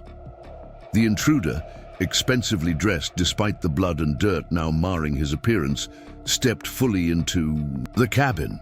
"Where's Blackwood?" "Gone for help," Carter lied smoothly. "Marshal's on his way with a dozen men." A second man appeared in the doorway, this one sporting a fresh bullet graze along his arm. His face was harsh, weathered, with none of the first man's polish. A hired gun rather than a business associate. "Jennings rode for town," the second man reported. "Bolton's down." "Dead?" the first man asked sharply. "No, but he won't be walking anytime soon. Blackwood got him in the leg." Margaret assessed the situation with cold clarity. 2 men in the cabin, at least 1 more injured outside, and 1 fled. That left perhaps 1 or 2 unaccounted for, assuming Nathan's estimate of their numbers was correct. And Nathan himself was still out there somewhere, likely working his way back to the cabin, now that the immediate threat was divided. The first intruder, clearly the leader, turned his attention to Sutton. "Are you injured?" "Only my dignity," Sutton replied dryly. "I'd appreciate expedited departure, Mr. Reynolds." Reynolds nodded to his companion. "Get those restraints off him." And as the hired gun moved towards Sutton, his attention momentarily diverted from Carter and Margaret. She made her decision. In one fluid motion, she raised her rifle and fired. The sound was deafening in the confined space. The hired gun dropped. With a cry of pain clutching his shoulder, Reynolds whirled, his own weapon coming to bear on Margaret, but Carter was already moving, tackling him from the side. Both men crashed into the rough wooden table, sending it skidding across the floor. Margaret kept her rifle trained on the injured hired gun, who was cursing steadily, but making no move toward his fallen weapon. "Don't!" she warned, when his eyes flicked toward the pistol. Outside, a final shot echoed, followed by silence. Reynolds and Carter grappled on the floor, neither able to gain the advantage. Reynolds was heavier, but Carter had training and desperation on his side. They rolled, each seeking leverage, until Reynolds slammed Carter's injured shoulder against the leg of an overturned chair. The deputy gasped in pain, his grip loosening just enough for Reynolds to break free and scramble for his dropped pistol. Margaret shifted her aim, heart pounding, but hesitated. The men were too close together, the risk of hitting Carter too great. "Mrs. Collins," Sutton called, his voice urgent. "Release me. I can stop this." She ignored him, looking for a clear shot as Reynolds' fingers closed around his weapon. Carter lunged again, but Reynolds had gained the advantage, bringing the pistol up with deadly intent. The window shutter behind them exploded inward as Nathan Blackwood crashed through in a shower of splintered wood and glass. He hit Reynolds from behind with the full force of his momentum, sending both men sprawling. The pistol discharged harmlessly into the ceiling as Nathan wrenched it from Reynolds' grasp and delivered a precise blow to the man's temple with the butt of the weapon. Reynolds went limp. For a moment, no one moved. The cabin was a tableau of aftermath. 2 intruders incapacitated, furniture overturned, the sharp smell of gunpowder hanging in the air. Then Nathan rose, breathing hard, blood seeping from cuts on his face and hands where the shutter glass had sliced him. "Anyone hurt?" he asked, eyes finding Margaret first, then Carter.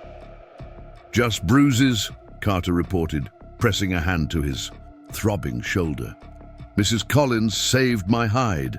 Nathan's gaze held hers for a moment, something like pride warming his expression. "Good shooting." Margaret lowered her rifle, suddenly aware of the trembling in her arms and legs as the immediacy of danger receded. "Are there more outside?"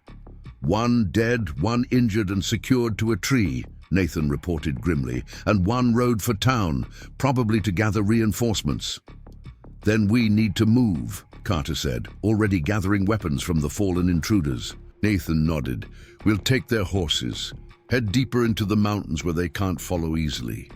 There's another ranger station about 15 miles northwest that might serve as a temporary haven." Throughout this exchange, Sutton had remained silent, his earlier confidence dimming as his rescue plan unraveled. Now he spoke, his tone reasonable, rather than demanding. This is becoming unnecessarily complicated, Ranger Blackwood. My associates have resources you cannot match. Eventually, they will succeed. If not today, then during transport to Helena, or even at the trial itself. The prudent course would be to accept certain considerations in exchange for my freedom. Nathan secured Reynolds with spare restraints, his movements efficient and controlled. "Are you attempting to bribe a federal officer, Mr. Sutton?" "No. I'm offering a practical solution," Sutton countered, "one that could prove extremely beneficial to someone of your limited means." The insult was subtle but clear, a reminder of the gulf between a ranger's salary and the wealth Sutton and his associates commanded. Nathan didn't even look up from his task. "The only solution I'm interested in is seeing you stand trial. For the murders of Thomas Wright, Edward Porter, James Holloway, and however many other men whose deaths you've orchestrated." Margaret watched this exchange with growing understanding. Sutton truly believed everyone had a price, that principles were merely inconvenient obstacles to be overcome with sufficient money. It explained how he had operated for so long without consequence, buying silence or cooperation whenever necessary. "What about you, Mrs. Collins?" Sutton asked, turning his attention to her. "Surely you can see the wisdom in accepting compensation rather than dragging this unfortunate business through public courts. Think of the scandal, the renewed rumors. Even with my conviction, people will always wonder." "Wonder what?" Margaret asked coldly. "Whether I was complicit, whether I mourned sincerely?" "They wondered that before, Mr. Sutton, when I was innocent of any knowledge. At least now I'll face their questions with the truth at my side." Something flickered in Sutton's eyes. Not fear, precisely, but perhaps the first recognition that his usual tactics might not succeed, that he faced opponents who could not be swayed by offers of wealth or threats of social ruin. "We leave in 5 minutes, Nathan announced, cutting off further conversation. "Carter, can you ride?" The deputy nodded, already gathering their limited supplies. "Ready when you are." "Mrs. Collins, there's a coat by the door that should offer better protection in the higher elevations. The temperature drops significantly where we're heading." Margaret retrieved the coat, a man's work jacket, heavy wool lined with sheepskin, far too large for her frame, but indeed warmer than her own. As she put it on, she noticed Nathan watching her, his expression unreadable. "I'm sorry you've been drawn further into this," he said quietly. "It wasn't my intention to place you in danger." "I've been in danger since Thomas died," she replied. "The difference is that now I'm facing it knowingly, with allies rather than alone." Something softened in his gaze. Even so. They worked quickly, preparing for departure. The injured hired gun's wound was bandaged sufficiently to prevent him from bleeding out, and he was secured alongside Reynolds and Sutton. Nathan had already saddled 3 horses from those belonging to the intruders, sturdy mountain stock, well-equipped for the difficult terrain ahead. "What about them?" Carter asked, nodding toward the prisoners. "We bring them," Nathan decided. "Reynolds is too valuable as a witness against Sutton's wider network.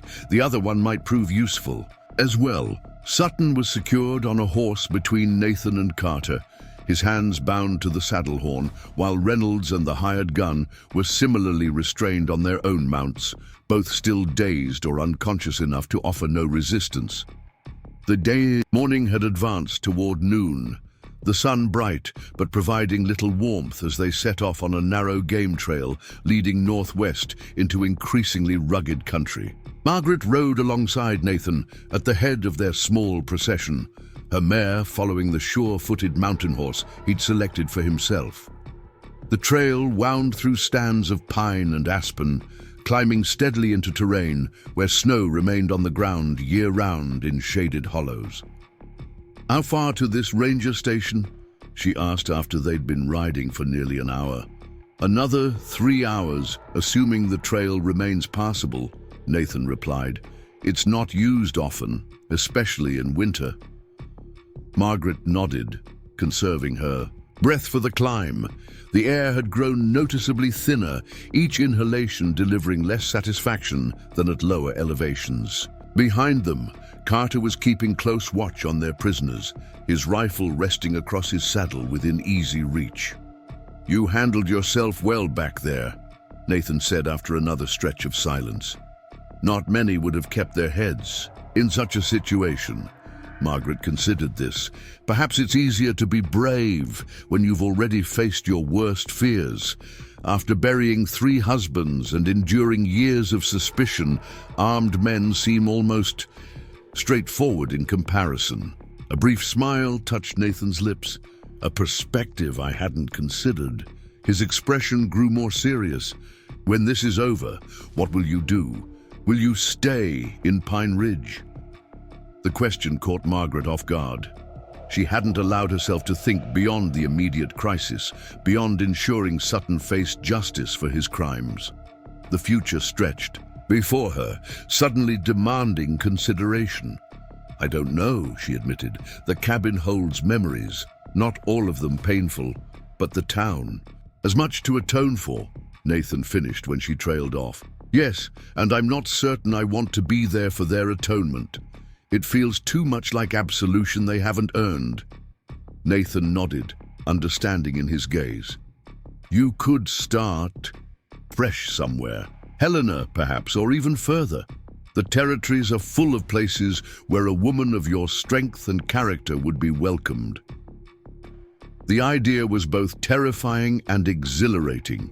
To leave behind the familiar, however painful, for something unknown. Margaret had done it once before, when she married Thomas and moved west. Could she find that courage again? "What about you?" she asked, deflecting the focus from herself. "Will you return to your ranging once Sutton is safely delivered to justice?" Something complicated passed across Nathan's features. "I've been considering a change myself, as it happens.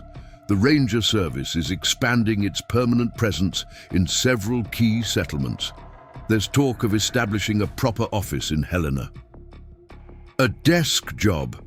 Margaret raised an eyebrow, finding it difficult to imagine this man confined to administrative duties. He laughed softly. "Not entirely.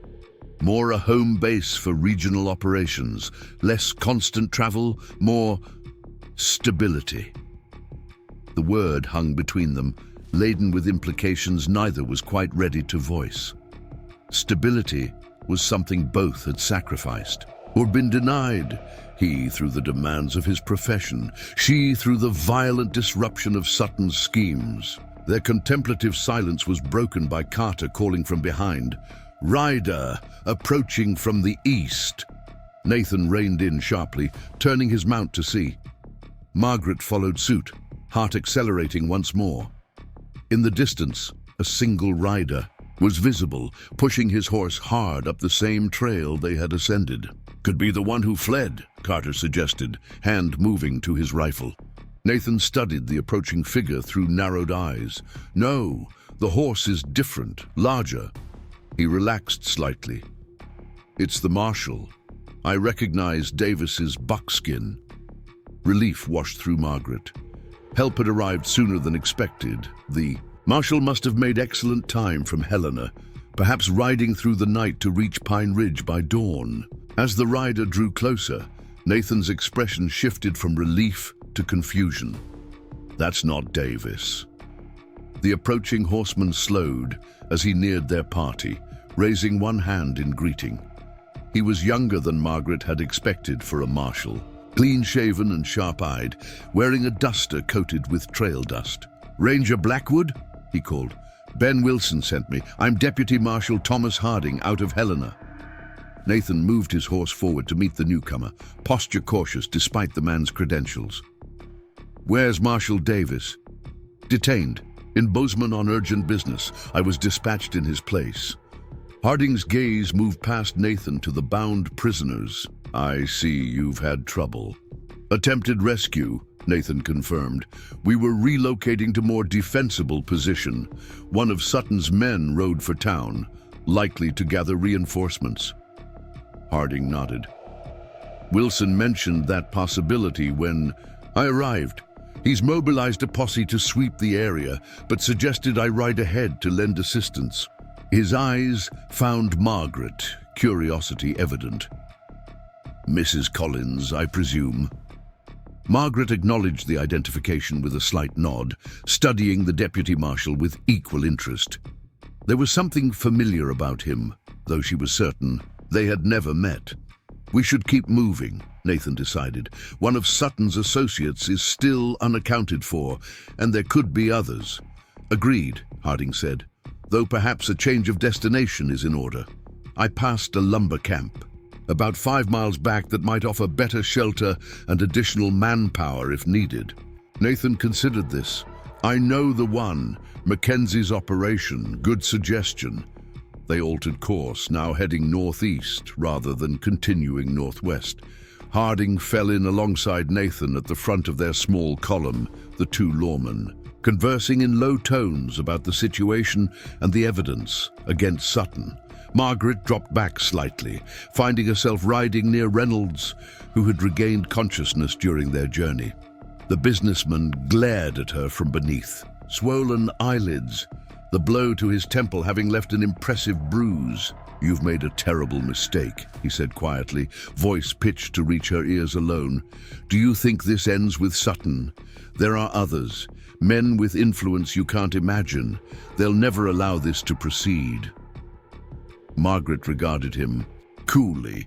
"You seem very certain for a man in shackles." Reynolds smiled thinly. "Circumstances change, Mrs. Collins. Men like your ranger friend believe in a world of absolutes, justice, truth, law. But the real world operates on more flexible principles." "And yet, here you are," Margaret observed. "All your flexible principles didn't prevent your capture." "A temporary setback," Reynolds assured her, "one that will be rectified soon enough." There was something in his tone, not just confidence, but specific knowledge, that sent a prickle of unease down Margaret's spine. She urged her mare forward, closing the distance between herself and Nathan. "A moment, Ranger Blackwood," she said quietly when she drew alongside him. Nathan excused himself from his conversation with Harding and dropped back slightly with Margaret.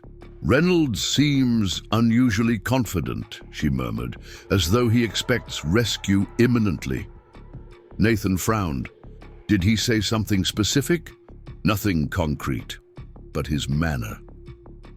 She hesitated. "I've spent years watching men conceal truths. There's something happening that we don't see yet." Nathan's gaze sharpened, studying her face. "You have good instincts. I'll double our vigilance." They continued riding, the trail widening as they descended slightly into a valley where the lumber operation was located.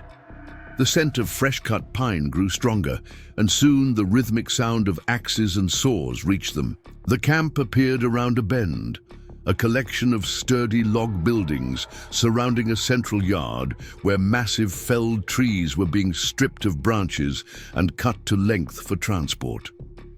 Work paused as their unusual procession entered the camp, men setting aside tools to stare openly at the mounted party with its bound prisoners.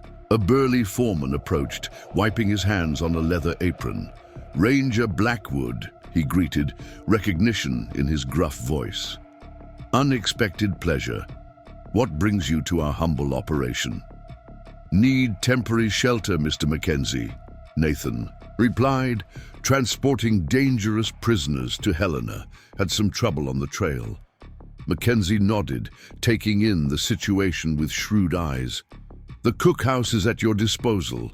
Sturdiest building in camp, only one door. Windows are small. Will that serve?" "Admirably," Nathan confirmed. "Much appreciated." The lumbermen helped establish their temporary headquarters in the cookhouse, a solid structure built to withstand mountain winters. The prisoners were secured to support beams under Carter's watchful eye, while the cook graciously relocated his operation to a smaller outbuilding. "We'll rest here for a few hours," Nathan decided. "Allow the horses to recover before continuing." To Helena, "Marshal Harding, perhaps you could brief us on the situation in the territorial capital. What preparations have been made for Sutton's arrival?" As Harding began outlining security arrangements, Margaret found herself studying the deputy marshal more intently. His knowledge seemed comprehensive, his manner professional, yet something continued to nag at her awareness, an elusive familiarity she couldn't quite place. She moved to the cookhouse's small window, ostensibly to check on the horses, but actually to create distance that might help her think more clearly. Outside, Mackenzie's men had returned to their work, the rhythmic sound of their labors a counterpoint to the conversation behind her. And then she saw it, a rider at the edge of the clearing, partially concealed by pines, observing the camp with field glasses. He wore no obvious uniform or badge, his attention fixed specifically on the cookhouse where they had taken shelter. Margaret turned, intending to alert Nathan, and found Harding watching her with an intensity that confirmed her suspicions. Their eyes met, understanding passing between them in that brief moment. He knew that she knew. "Ranger Blackwood," she said carefully, "I believe we have a visitor at the northern edge of the camp." Nathan moved toward the window, but Harding was faster, positioning himself to block the ranger's path. The deputy, Marshall's hand dropped to his sidearm. "I wouldn't concern yourself with that," Harding said, all pretense of collegiality vanishing from his tone. "In fact, I think it's time we all understood the actual situation here." Carter half rose from his position guarding the prisoners, but Harding's gun was already drawn, aimed steadily at Nathan's chest. "Carefully, deputy," Harding warned. "I'd hate to deprive the territory of Ranger Blackwood's services permanently, but I will if necessary." Nathan remained perfectly still, assessing the drastically altered power dynamics with calm calculation. "You're not Thomas Harding." "A convenient name for travel purposes," the impostor agreed. "My actual identity isn't important.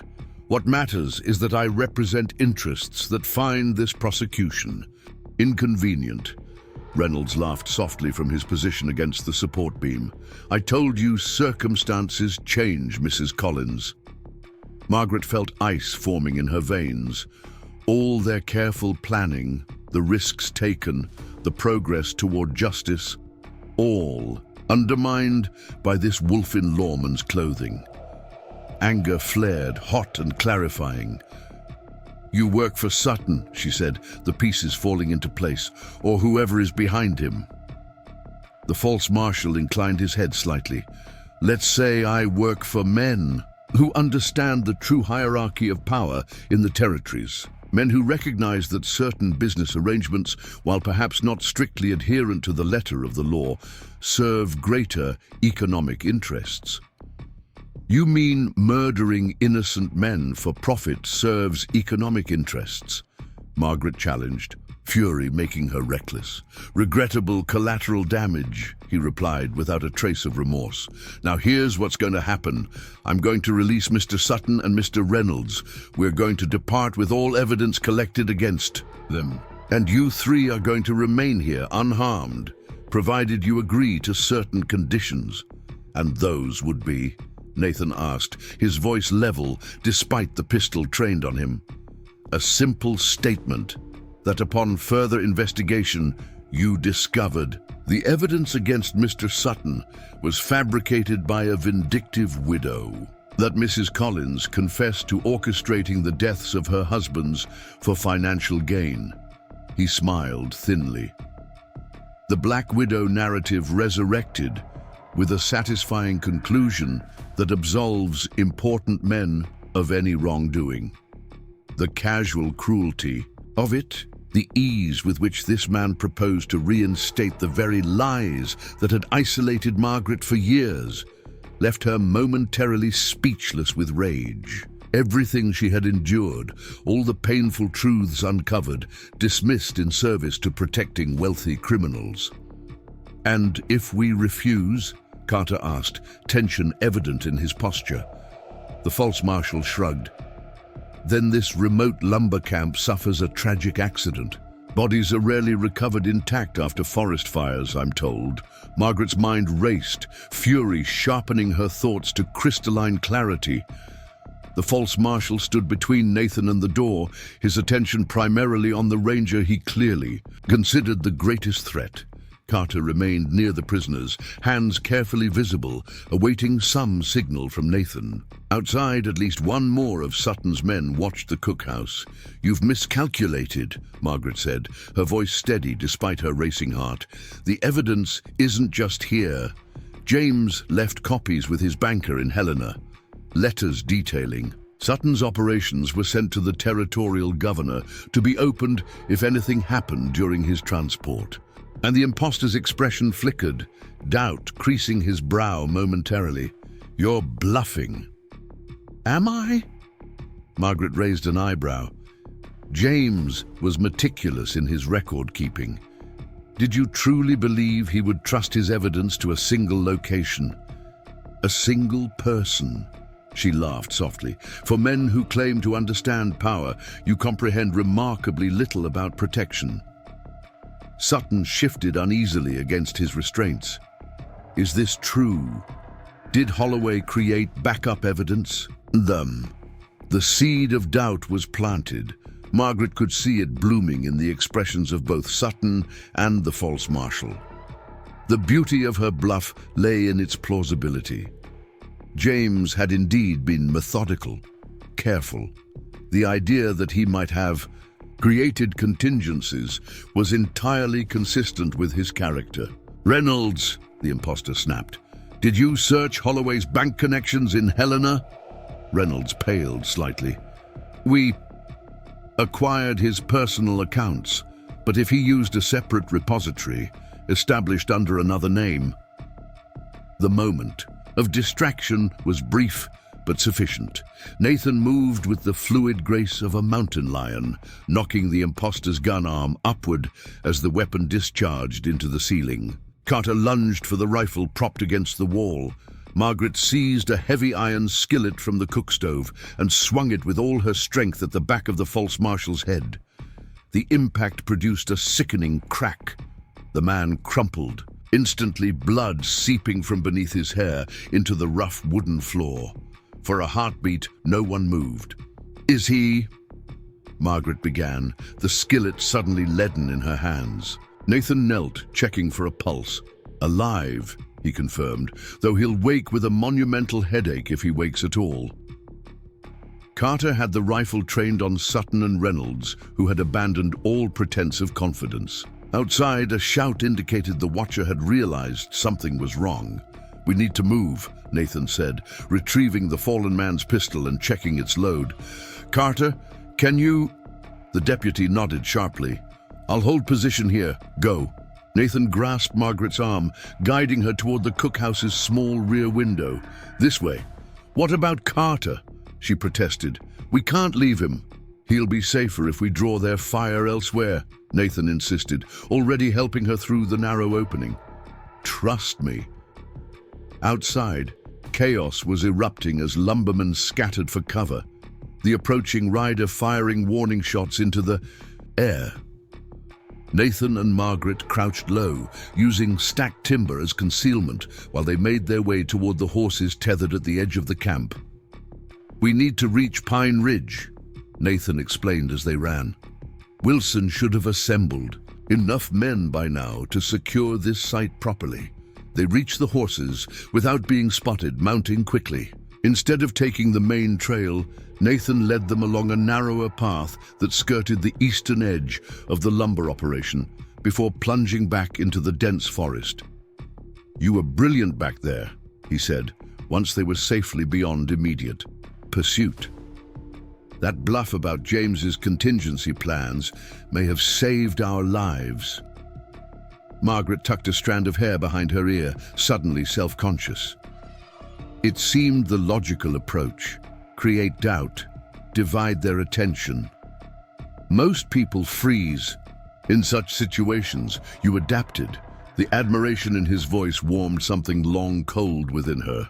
Though I admit, your skill with a cast iron skillet was unexpected. Despite the gravity of their situation, Margaret found herself smiling. 3 husbands taught me to cook. No one ever said the implements couldn't serve multiple purposes. They rode hard for nearly an hour, the terrain growing more familiar as they descended toward Pine Ridge.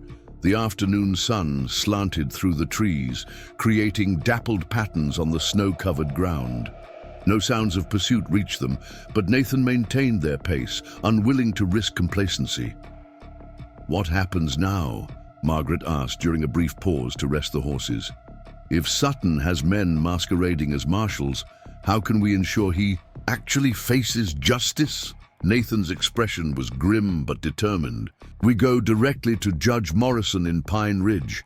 He's incorruptible and has the authority to convene an immediate hearing.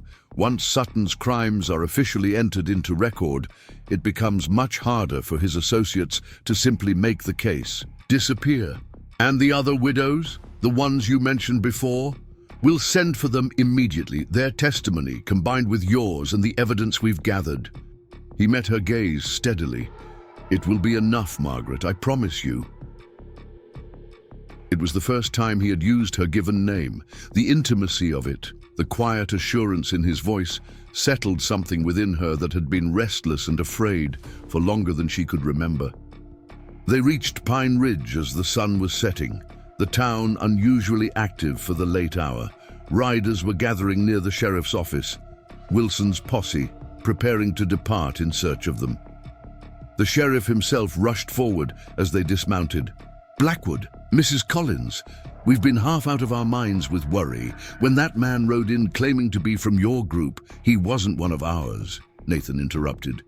"Is Sutton's associate posing as a rider sent for help? Did you send anyone out?" Wilson shook his head. Something felt wrong about his story. "I was gathering men to investigate properly when the real marshal arrived from Helena an hour ago." Relief swept through Margaret. "The real marshal is here? Inside with Judge Morrison now? They've been waiting on any word of your whereabouts." Nathan quickly explained the situation at the lumber camp, emphasizing Carter's vulnerable position and the need for immediate reinforcement. Within minutes, the posse was redirected. Now, with the legitimate Marshal Davis at its head, thundering out of town toward Mackenzie's operation. Judge Morrison, a silver-haired man with piercing blue eyes and a reputation for ruthless fairness, wasted no time in arranging for an emergency deposition. Margaret found herself in the town hall as night fell, swearing to the truth of her testimony as a court clerk recorded every word. Nathan provided his own statement, detailed and damning, while telegrams were dispatched to Helena requesting secure transport for Sutton and his associates. By midnight, word arrived via messenger that the lumber camp had been secured. Carter was safe, and Sutton remained in custody. The watching rider had been captured attempting to flee, adding another link to the chain of evidence against the broader conspiracy. Exhaustion finally claimed Margaret as the proceedings concluded. She swayed slightly on her feet, the events of the past days catching up all at once. Nathan was instantly at her side, his hand steady beneath her elbow. "You should rest," he said quietly. "Martha's prepared a room at the lodge." The thought of returning to public scrutiny, of facing the town's curious stares after everything that had transpired, was suddenly unbearable. "I can't," Margaret whispered. "Not tonight." Understanding dawned in Nathan's eyes. "Wait here." He returned moments later with Sheriff Wilson, who listened to Nathan's murmured request before, nodding agreement. "My sister's place would be perfect. On the edge of town, quiet, and she's visiting family in Bozeman until spring. I'll arrange it immediately." An hour later, Margaret found herself in a small but comfortable cottage on Pine Ridge's outskirts. A fire crackled in the hearth, and simple furnishings offered more welcome than the grandest hotel could have provided.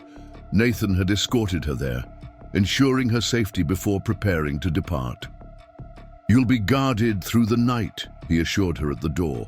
"I'll be back at first light to accompany you to the Helena-bound stage.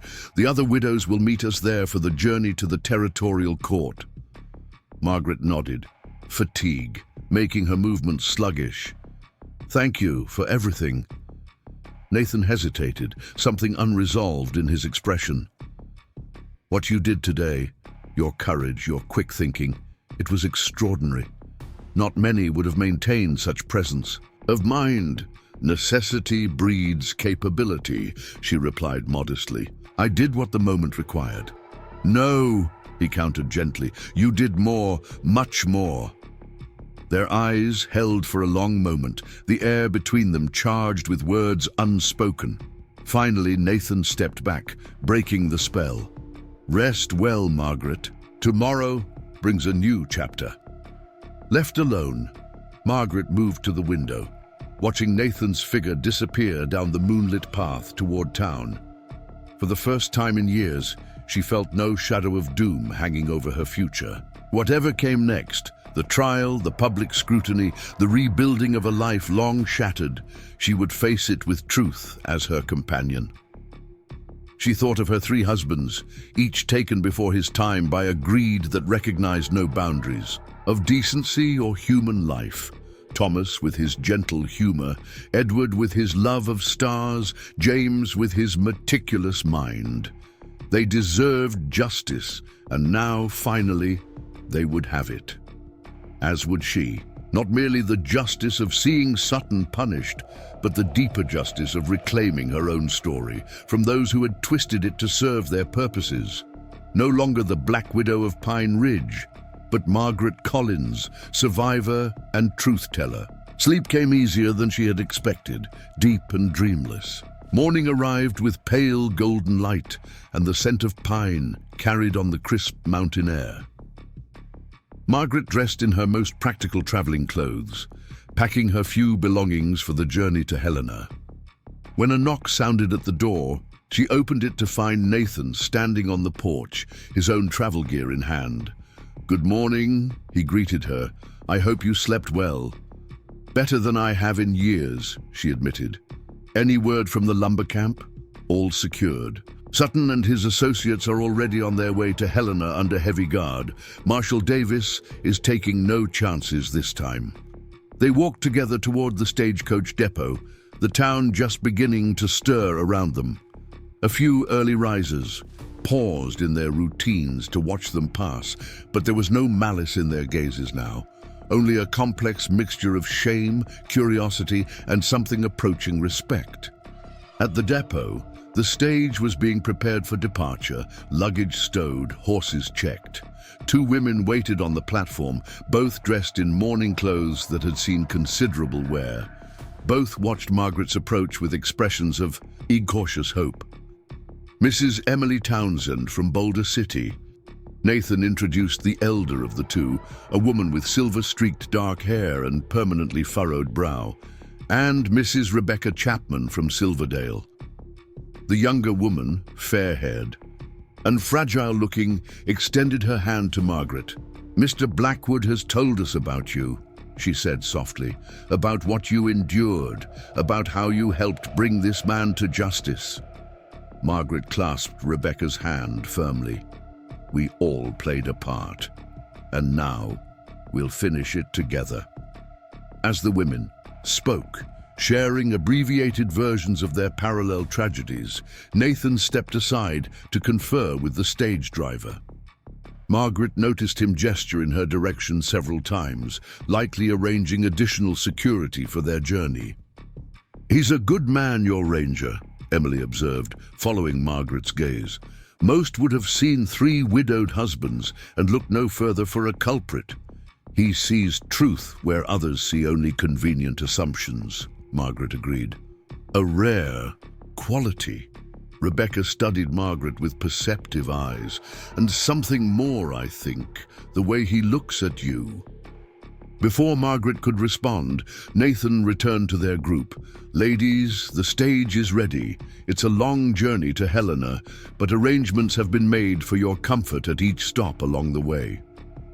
As they boarded, Nathan offered his hand to assist them. When Margaret's turn came, his grip lingered a moment longer than necessary. Their eyes met, messages passing without words.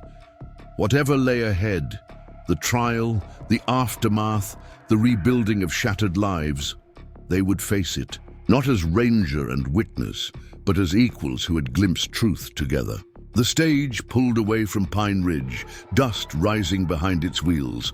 Margaret did not look back at the town that had judged her so harshly. Her gaze remained fixed forward, toward Helena, toward justice, toward a future no longer defined by what she had lost, but by what she might yet find. Some called it bad luck, the shadow that had followed her. But as the mountains of her past receded into the distance, Margaret Collins knew better. It wasn't luck, good or bad, that determined a life's course. It was courage, truth, and sometimes, when fate allowed, the unexpected discovery of someone who believed in both. Up next, you've got two more standout stories right on your screen. If this one hit the mark, you won't want to pass these up. Just click and check them out.